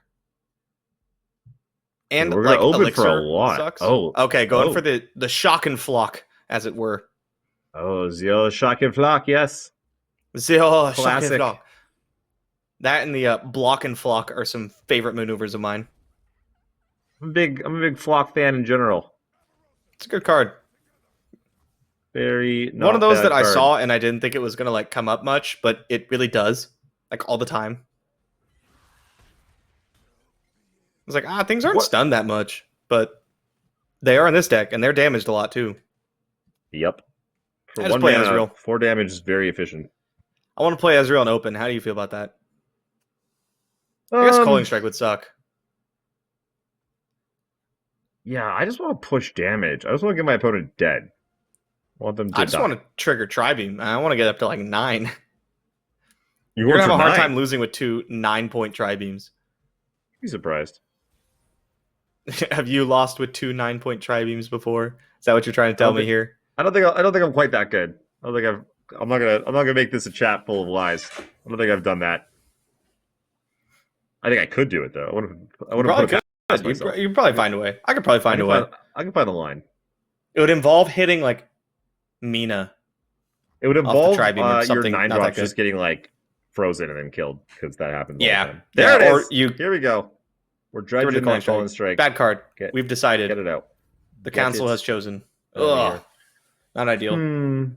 Hmm. I say ugh like it's like a huge loss. Like we're Yeah, not we just just don't have- stacking we don't have- tri-beams for insane value here. Like, oh god, no, Rummage, what are we gonna do? Oh, I guess we'll just kill our opponent. I've Since I I've have come no to the other point option. though where I found that like the really high tri beams, the 7, 8, 9, 10 especially, well, I don't know 10, but like 7, 8, 9, things get real wonky.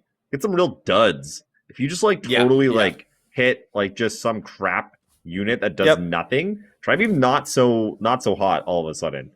Yeah, I mean, it's whereas still- I find like Super swingy. Like 7, 8, 9, you hit like just big boys. Yeah, there are some duds, but like for the most part, they're halfway decent. yeah, at least I they're just like- feel You're still getting a 2-for-1 with like a fat ass 2, right? Like it's a 2-for-1, but like instead of just drawing a card, you have a 7/7. yeah, okay, well 7/7 is not a dud. I'm talking like there's some real duds out there. You get like a 3/6 or something. Yeah, but tough on like 8, and it doesn't happen on 9. 10, I just try to avoid because I swear to God, you're gonna hit like this Plaza Guardian every time. It's just written Yeah. in the rules. 100%. You're never not hating Plaza Guardian. Do you rummage this Mystic Shot or do you fire it off? Depends what Ezreal's on right now. Like 3, I think. I'd probably fire it off. Yeah, I think so. What are you afraid of, right? Well, I Pick just off don't an want to archer or rummage something? any of the other cards. I kind of want them. Rummage, and fake Mystic Shot. None of your options are bad here. Like, it's like, which one of these really good options should I take? Yeah. I want to be able to double tri-beam in one turn. That's what I want. I want my opponent to go Guy. I want to go blow And up you go Guy Pium Pium. and just open Yeah. for just infinite. Oh, and the my game's board's just over. huge. Yeah, and then you win. That's a bonk. Good old Le Bon. The second Assessor will draw cards. That's a Farron. Oh, I thought that one got pumped up by the 5/5, but nope. Was drawn too Oh. early. Unfortunate. Take it. Farron. Have you ever cast Farron and then rummaged away both decimates? It's happened. Yeah. Not often. This seems like a spot where might not mind it. That's pretty good. Okay. Not bad. It'll You're rumble. trying to flip It'll rumble. Ezreal here. and then you could play Farron on your attack turn. Yeah, looking. Oh man, no 5-power units for these. How sad are assessors when you don't have any 5-power units? They're just Just incredibly doing sad. nothing. Big sad. Farron, a third Rummage. I think Rummage makes this deck work. Like, without Rummage, the deck isn't nearly as powerful, in my opinion. Yeah, the ability to filter or to just basically draw two when you just Mhm. ditch some axes or whatever. Yeah, interesting. Got- The deck doesn't run like the sump workers anymore. With the 4-drop that like gave you the mushrooms that used to. Oh, Chump Wump. I actually never Chump Wump. liked that card in this deck. Just felt too slow. Yeah, maybe Yeah. in a past time there was it had its moment. Yeah, I don't think you attack with some treasure. I don't want to give my opponent like a free trade and a card when I don't have to. Like, I can win outside of combat here. Just make it awkward for them. Yeah, we're pretty in control of this game. Just want to make sure nothing too crazy happens. Yep. I just let it through. Just let it through. Just let it through. Just let it through. Just let it through. Who cares? Yeah, 3 damage here doesn't really matter. Your guy can get brittle steeled now, but like, who cares?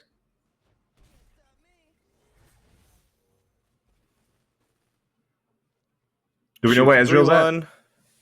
I believe it levels Ezreal, this Mystic Shot on the... Well, now pretty maybe good. you shoot the Trapper. I'd probably still Pretty shoot big fan. 3-1. Yeah. Probably levels Ezreal, right? I didn't see that. That was too quick. Cosmo's eyes too fast. Oh, there it is. Yep, going up. Leveling Ezreal and turning on that machine gun is It does not fun suck. for the whole family. I've been saying that a lot today, Does not suck. but I stand by it. On a scale from 1 to suck, 0. It doesn't. Let's fire it off, whatever. Yeah. Take that out. Make big boom boom. Hit you for 2 in the face. I That's agree, probably Karina. gonna get the GG from Yeah. Floppy here. Yeah, there it is. Yep. All right. Yep. I mean, hey, Draven Tribeam. Draven Tribeam, right? Double Tri-Beam. Didn't even really need It's all so of it, good. you know? It's so good. That was a Yeah. still got all these, right? And like the Trifarian Assessors just did not work out that game. Yeah, that's the very swingy, you know. Cosmo did a good job of making sure that there was never more than one 5-power unit on the board ever. So It feels real bad when you like battle your way back into the game and then they draw Trifarian Assessor and draw 5 cards and you go, never mind. how I'm do now they out of possibly this win? game. Oh, I see. That's how. Yes, that is good. Yeah. What? Okay, so what is the other deck for Cosmo is Nasus Thresh. Frezreal? Nasus Thresh, and then Nasus it's either Thresh. and it's against Frezreal. Foundry and Ash Noxus. Here we got Foundry. I'm excited to see this. I didn't notice rocking the MF sleeves. Oh, You yes. don't see those very often. I'm a fan. I rocked those for a while. It's a good pick. I hesitated on buying sleeves because I knew Zoe was going to come out. And so I wanted to wait for Zoe's sleeves, and then that did not happen, and I was incredibly sad. Sad, right? Get on it. Okay, we gotta root for Floppy Mudkip here. Yeah, I want to get Frezreal down one And game. I want Foundry to win. Hard to root for Thresh Nasus. It really is the boogeyman of the Like, format. yeah, been here. You know, I love how it got a nerf, and we're all just like, oh yeah, it's no longer the best thing you can be doing, which is, I don't even know if that's true. It's probably still the best thing you can be doing. yeah, it's pretty insane. That's just good. It's just good. Yes. Even matchups that are bad, like sometimes you just get them. For Like sure. this one, for instance. Like even the like quote unquote unwinnable matchups, they're not as not as much of a lost cause as people would have you believe. Yeah, sometimes you just throw some big dude at their face, and that's enough. Foul Feast is a Or pretty you good level a pickup Thresh. considering Teemo in the hand. Open Pass though, with like Teemo, Foundry, Puffcat Peddler, I like it. Yeah, I like it too.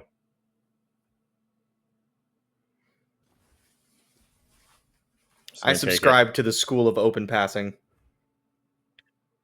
Yeah, being able to react to your opponent, make them come to you rather than walking into what they're doing, very powerful.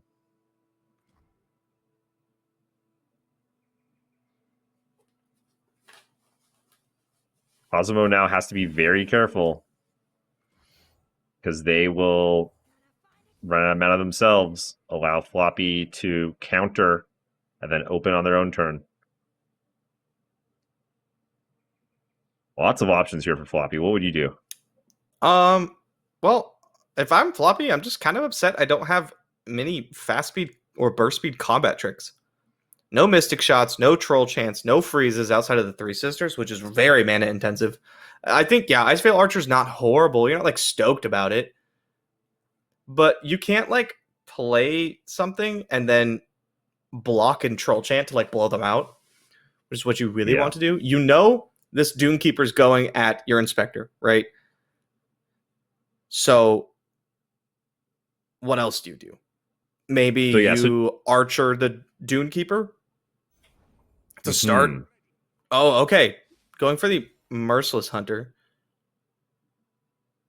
Yeah, this is an interesting spot. This happens a lot when your unit has lure. It's like, do you freeze the bigger thing that's going to come rumble, or do you freeze the smaller thing that they're likely to trade with your unit? Mm-hmm. Yeah, I like freezing the Dunekeeper. Because like you now have two things on board that can trade with Merciless Hunter. And no super good attacks for Cosimo. Yeah, so had Floppy frozen the Dunekeeper, the Archer probably would have got Vile Feasted. Then I guess Floppy would have been forced to maybe Thermo Beam. They didn't want to take more damage from this Merciless Hunter. You really don't want to. You really want to save Thermo Beam for like Thresh. Exactly, yeah. So it ends up, I think, working out well for him in this instance. Teemo will die. Do you go for Black Spear here to be safe? Ooh, I probably wouldn't. I'm greedy, and honestly, Teemo hitting you once is not super scary. But no. That being said, I've made that if mistake Teemo was before. like, yeah, threatening level, then like absolutely. But putting 5 shrooms in your deck, not exactly scary. Yeah, we also have a Thresh that can try and pick him off next turn. So we have like a couple different ways. Again, though, I often make the mistake of not killing the Zoe or the Teemo or whatever it is when I have the chance. And then, guess what? Just snowballs out of control. Ends up doing a bunch of damage. Cosimo rightfully having to think about this one. Goes for the spear. Just gonna get him out of here. Just, you know what? And then if it doesn't work, you can try again with Vile Feast next turn. I'm also a greedy bastard and would have gone for Vile Feast. Especially since you can like trigger a death with Spirit Leech next turn if you really wanted to. True, but you have you'll probably just like take it, be okay, and then go for Thresh. Oh, I guess you wouldn't quite have the mana to do all of them. Yes, you would. In Ezreal. Yes, you would. What'd you say? We're just slamming Ezreal here on Floppy side. Play Thresh. You don't have to play Thresh. You can like wait and then play Thresh. But I would be worried that if I just pass here, there's a pass back. Yep. I don't particularly want that.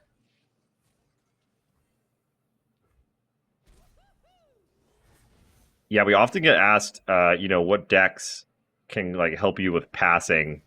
This Ezreal deck is one of them. It's the passing back and forth, the timing on everything is like you need to be thinking turns ahead, and you're constantly just sort of probing your opponent, trying to let them give you free time or commit to something that you can punish them for. 100%. I really like you want to attack with your stuff, right? You are the aggressor in this matchup. I really like starting with Vile Feast on the Archer. Yeah, because no matter what, like it either A, kills the Archer, B, opens up, like forces Floppy to extend spells to keep it alive, and then it gives you a spider no matter what, which you can then leech away or something.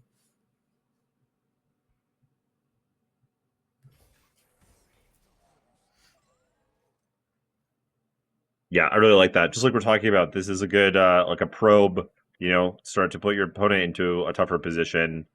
Now our attack looks a lot better. For anyone that's looking to level up their game, watching this match against these two, just two of the best to do it. This is how you learn. These two are going to be putting on a clinic.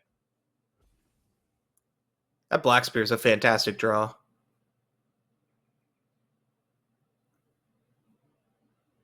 Remember when Really this deck opens you up to first? like a bunch more options. If Floppy commits to keeping his units alive, this Ice Shard normally so good against Thresh Nasus with their plethora of X1s, just not as good. Especially since like the caretakers have mostly been moved away from, and people are more on Merciless Hunter. And Wings in the Wave also gives you like more toughness than Butcher would. It's less good than it used to be. Ooh, look at this. Big Ezreal. Big Ezreal. There's nothing I hate seeing more than a giant Ezreal. I don't think I've ever won a It's kind of game. annoying. The box will kill Peddler. Not going for it. Going to go for the glimpse into Black Spear line.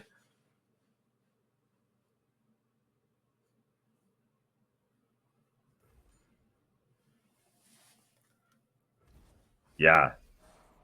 I probably would have killed that Peddler and then tried to glimpse Spear on my turn. But that line could easily blow up if Floppy is able to keep the Ezreal alive. Yeah, both lines, right? Like, yeah, if you can keep the Ezreal alive on the next turn, it's bad. Very bad. And you don't have another way to kill it outside of like attacking it with Thresh, which is probably not going to work. Yeah, what's also Thresh kills at? one more thing for your Thresh level up. And if you can level up Thresh and then it dies, you will have access to another in hand. What is Thresh at? I forget. I've not been keeping count. I'm gonna go with like 4-ish. It's either 4 or 5, because we can see the arrows. Oh, how do the arrows work? So you see how it has like 2 arrows, kind of. Yeah, That so means the it's more bottom than arrow. halfway. Oh, so there's only one arrow before that? Yeah. I learn something new every day. I did not know that. Sometimes it's not like as accurate as you'd like to be. Sometimes there's like some visual bugs when it's attacking and it has 0 and it has 2 arrows flashing, and you're like, wait a second. Okay. But that's an easy way to like tell at a glance. Like Zoe's second arrow will always start flashing on 6 of 10. Thresh's will start on 4. That kind of stuff. That is very helpful. You're Yeah, about the to one get your coming Thresh down. Thermo Beam for Xaxes, which kind of sucks. And you're so close. So close. I mean, Floppy, This I is feel the like, is pretty point. happy with how this game's going. You just sit there, Yeah. and then you both run out of resources, put a bunch of Puff Caps in the deck, and then, like, play Foundries and find another Ezreal and hopefully win. Puff Cap Peddler is still alive, which is huge. Right? You have two Shrooms in hand, and you're probably just going to be drawing a bunch of spells for the rest of the game due to the double Foundries. That troll chant off the top there to keep the Puffcap Peddler alive another turn or multiple more turns is huge. Yeah, this is where like the Fragile deck seems like it's getting beat down. It's like not doing a whole lot, but then all of a sudden you hit this late game when they have just all the mana in the world, they can cast all the things, and they'll have all the resources, and then they give you all the Puff Caps. All And of the the Puff game- Caps, yeah. This the is like game- 16 Puff Caps just off the 2 spells. The game Grab changes this. so Troll quickly. Chant will completely win you this combat.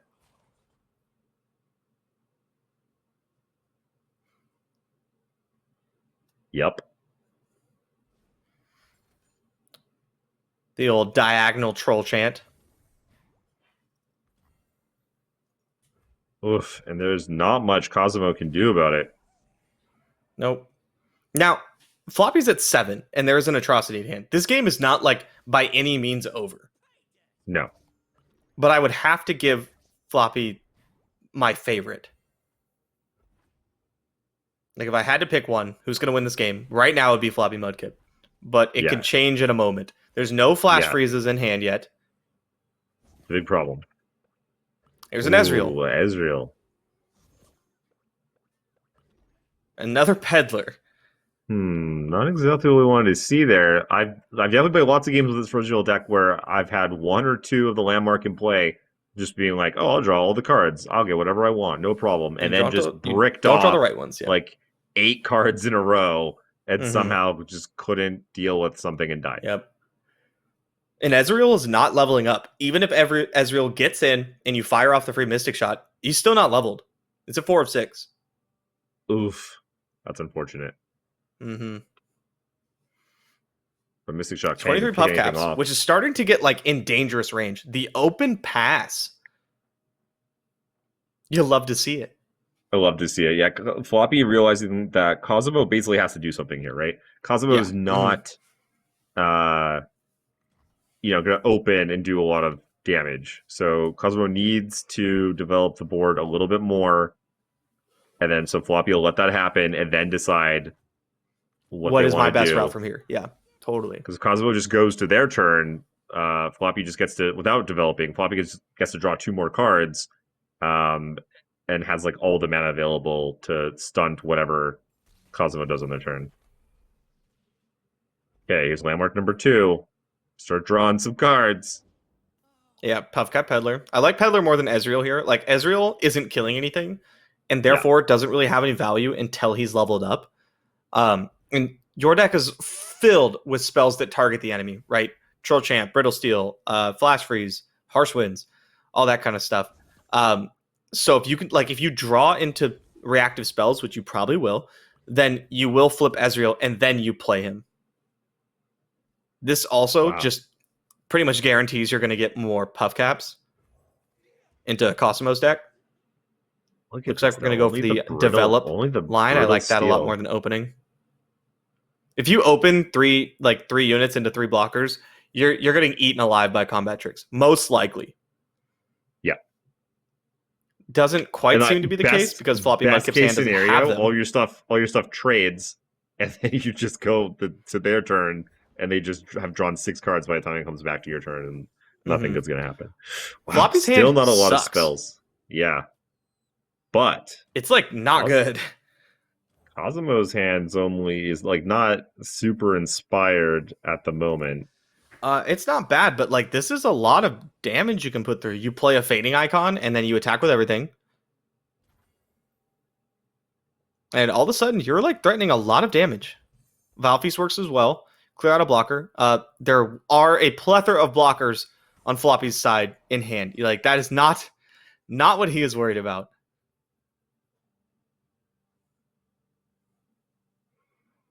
Yeah, I think Chump Lump's probably the line here. Yeah, Chump Lump, and then that's just just a ridiculous amount of puff caps. Yeah, like each you're one not really worried about like the puff cap line from there. Like you're gonna get there. 22 more puff caps. You just need to survive right now and knock an Atrocity. Yeah. So you just block which is 3 of the large things, or sorry, 4 of the large things, freeze the 4th large thing.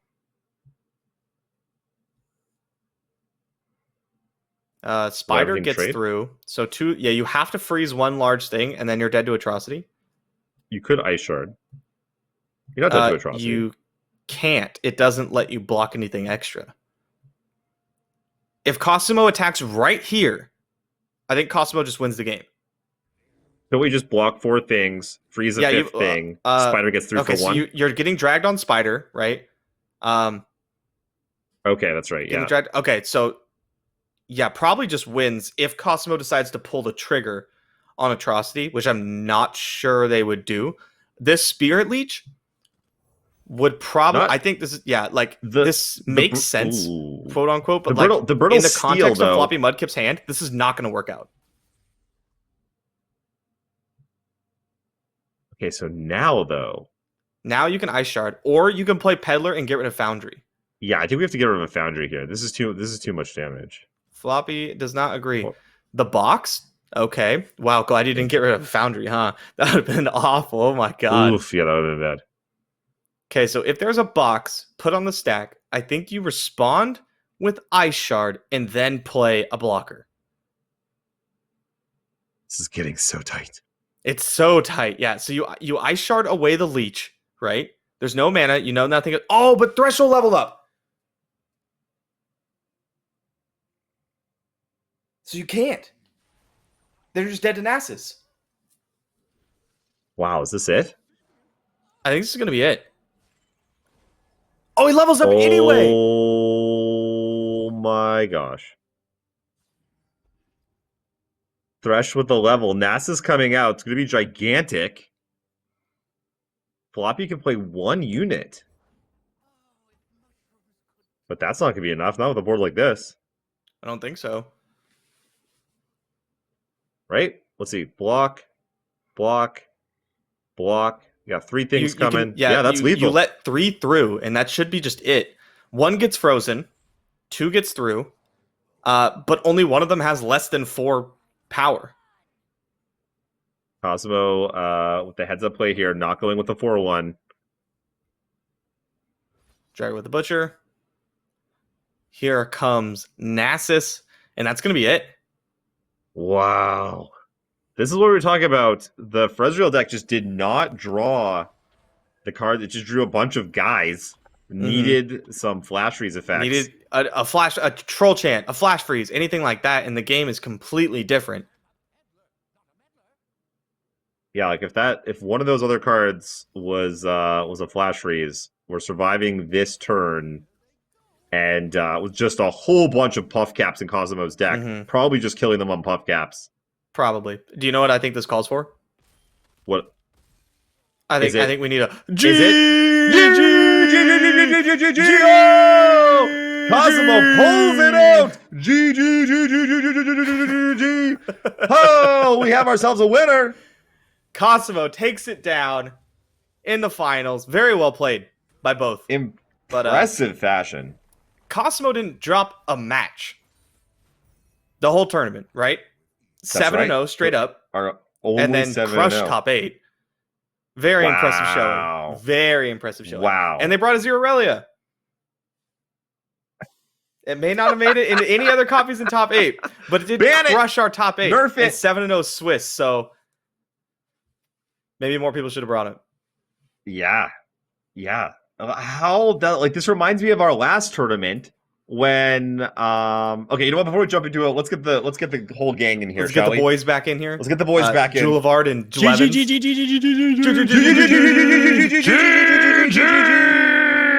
Woo! Love it. So I'm just gonna say though, our last tournament was won by Lord Vaughn, who brought Zoe Lee Sin. And Lee Sin did quite poorly, but then he ended up winning the tournament with it. And so again, here we have same sort of thing with Azir Aurelia not really showing up too much, but then also taking out the tournament. Like what do you make of that? How much money would you bet that he got to play Azir Aurelia more than 2 times? Because I would bet $0. More than 2. I would bet 0. Okay. We know they got to play it once because we saw it on camera. Yeah, I would not be surprised if you told me that was the only time. You might be right because we saw Cosmo play 3 or 4 rounds. Yeah, do you know how many Thresh Nasus mirrors I had to cast? All of them.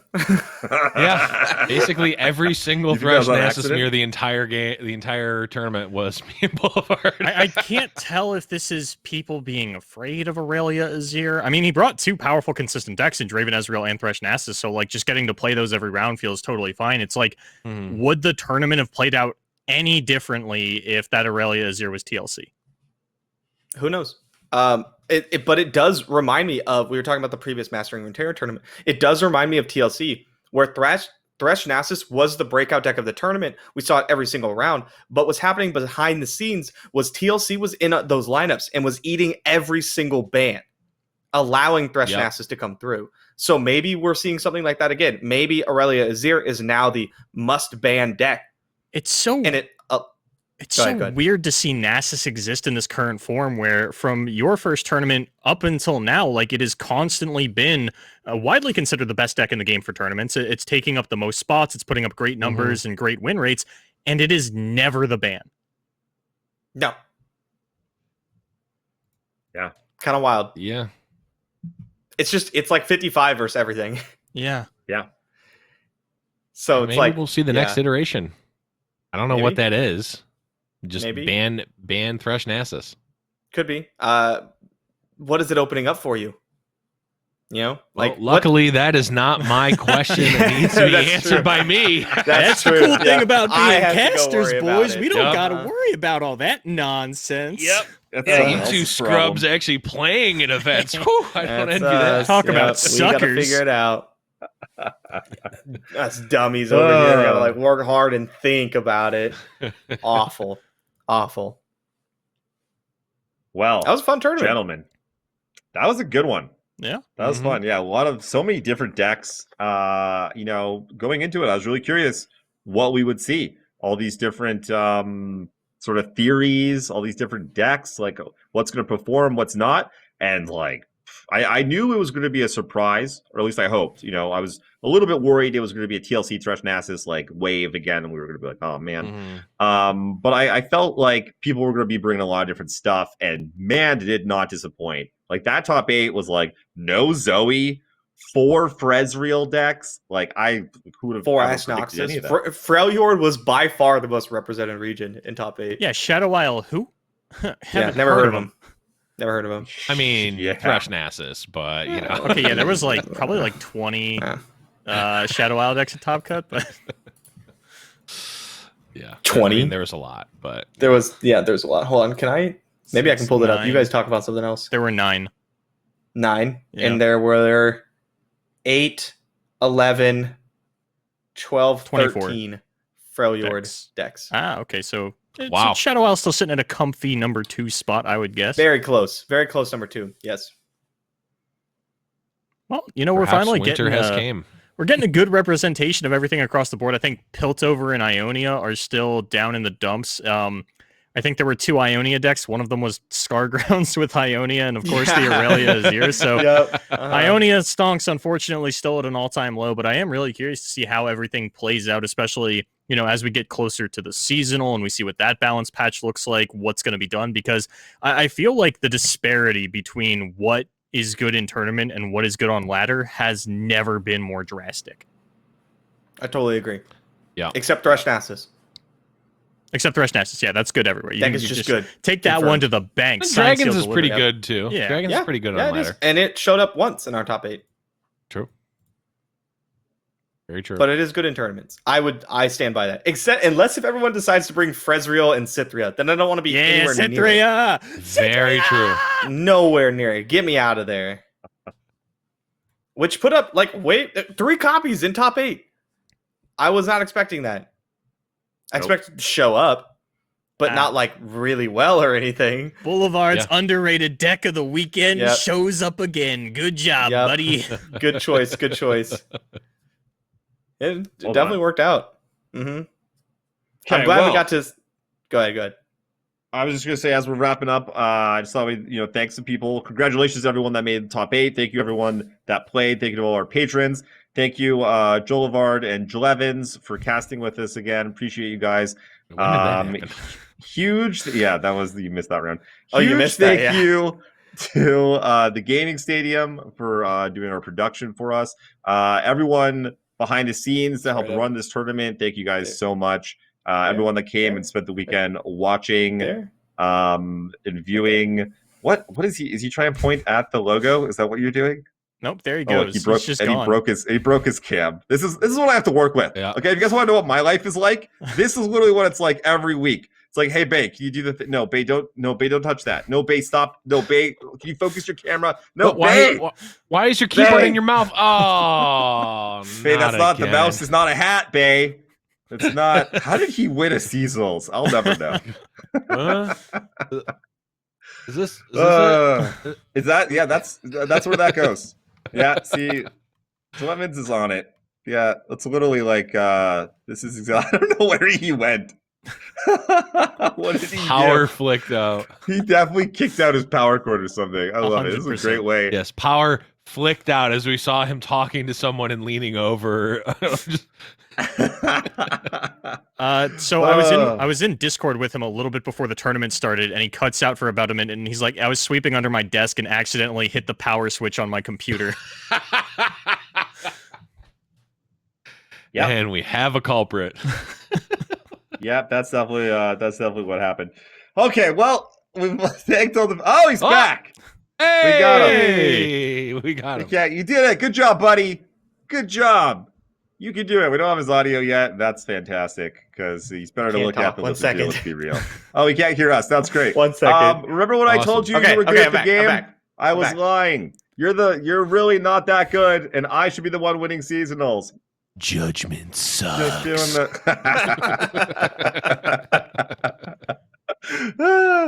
Is he back? Can we hear him yet? I'm back. Yeah. Can you hear me? Oh, Hey, thank God. I think he All heard right. all Yeah, of love that. you. Long time. Mm-hmm. Yeah. Yeah. Power You didn't flicked miss off anything. for like a second. I think that's the Shocker. second. Both our tournaments, the power has gone Literally. off on someone running the tournament for like a couple seconds. And both times, just coincidentally, you happened to kick the power cord under your desk. It was a weird No, coincidence. it wasn't me the happened first both time. times. It was Turtle last time, right? It was I believe it was Turtle, Z Turtle. His power went off right at the end of the Yep. tournament. I definitely remember that, Bay. Yeah. I do remember Ice-T Oh, it was going Ice-T. black as Oh, soon it as was the, T, as soon as the yes. tournament Yeah, ended. It was he just, right after. just dropped. Gone. All of Germany lost power. Yep. It wasn't my fault. This time it was probably my fault. But yeah, it went, I lost power everywhere. It wasn't just I didn't kick it, I promise. This has been a great wrap up. Yes. Yeah, this is a 10 out of 10. We'll wrap up again. All right, shall we say adieu? I think we should. Everyone, Adieu. Bye, guys. Thank you, guys. Thank you, everyone, again. Can't wait to do these. We'll see you next time. Come hang on the podcast, join our Patreon, and our Discord, and all that cool stuff. Bye. Bye.